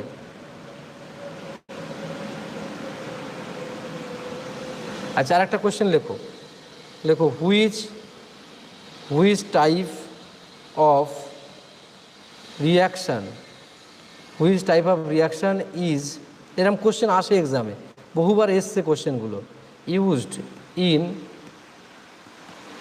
ফটোগ্রাফি, ফটোগ্রাফিতে কী ধরনের রিয়াকশান হয়ে থাকে? তো অ্যান্সারটা তাদের লিখে নাও, লেখো ফটোকেমিক্যাল, লেখো ফটোকেমিক্যাল, ফটোকেমিক্যাল রিয়াকশান, তাড়াতাড়ি করে লিখে চলো আমার সাথে সাথে, ফটোকেমিক্যাল রিয়াকশান, বোঝা গেল?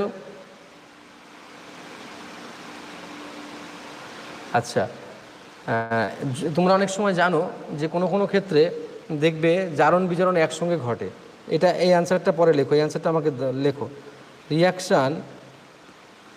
Reaction in which oxidation, which oxidation মানে জারণ, রিয়াকশান বিক্রিয়া, রিয়াকশান মানে বিক্রিয়া, ঠিক আছে? হুইচ অক্সিডেশন জারণ,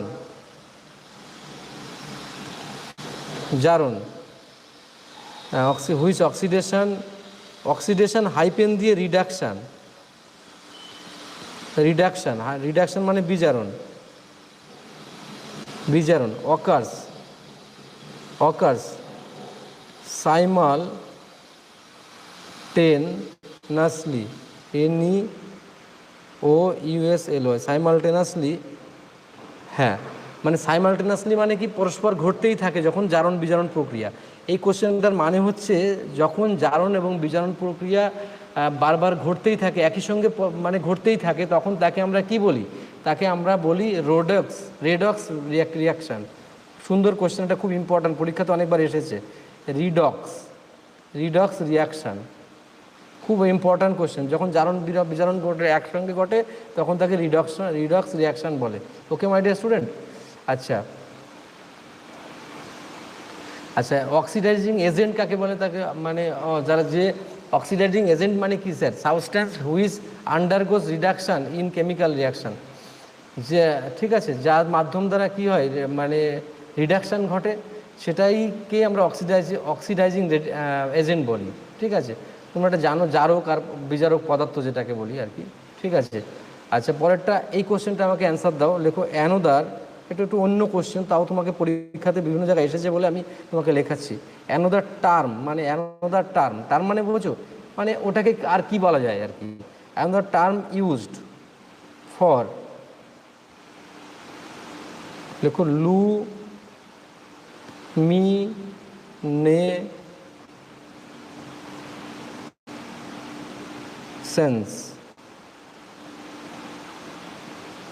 লুমিনেসেন্স। আমি মানেটা একবার বলি, তারপরে দেখো, আমি একবার বুঝে নেবো ব্যাপারটা, তাড়াহুড়ো করার দরকার নেই। Another term used for luminescence, luminous মানে আলো মনে করো যে আলোকের যে ঘটনাটা, সেটাকে লুমিনেস বলে, ঠিক আছে? এটাকে তাকে কি বলা হয়? অ্যাকচুয়ালি কোল্ড লাইট বলা হয়, এটাকে কোল্ড লাইট। শুধু এইটুকু জেনে রাখবে, কিছু জানতে হবে না। কোল্ড লাইট কাকে বলা হয়? লুমিনেন্স মানে লুমেন থেকে কথাটা এসছে, মানে আলোক থেকে কথাটা এসছে, লুমিনেন্স, ঠিক আছে? লুমিনেন্স আলোক থেকে কথাটা এসছে, সেটাকে তার আরেকটা টার্ম হচ্ছে কোল্ড লাইট মানে খুব ঠান্ডা লাইট মানে হাত দিলে ঠান্ডা না, তার মানে তার মানে তীব্রতা কম আর কি। তারপর আর কি কোশ্চেন আসতে পারে ইনভলভ রিয়াকশান। হ্যাঁ, পরের কোশ্চেনটা।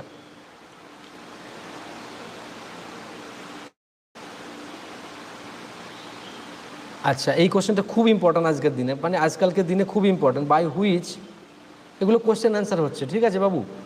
By which gas air is replaced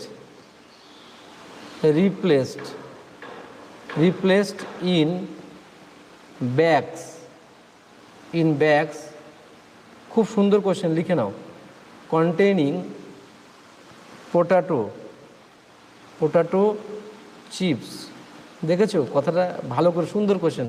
তোমরা প্রত্যেকে অ্যান্সার দেবে তো, আমাকে এই কোশ্চেনটা অ্যান্সার দেবে তো বাবু, যে by which gas air is replace, মানে এয়ারের পরিবর্তে সেখানে সেই ব্যাগের মধ্যে পটেটো চিপসের মধ্যে কোন গ্যাস দেওয়া হয়? পটেটো চিপসের মধ্যে এয়ারের পরিবর্তে কোন গ্যাসকে কম্প্রেস করে ওখানে দেওয়া হয় বলো? খুব ইম্পর্ট্যান্ট, পরীক্ষাতে ভীষণ আসে পরীক্ষাতে। কোন গ্যাস? প্রত্যেকেই পারছো, খুব ভালো। নাইট্রোজেন, বহু পরীক্ষাতে এসেছে কোশ্চেনটা, নাইট্রোজেন গ্যাস, মনে রাখবে সবসময়, ঠিক আছে।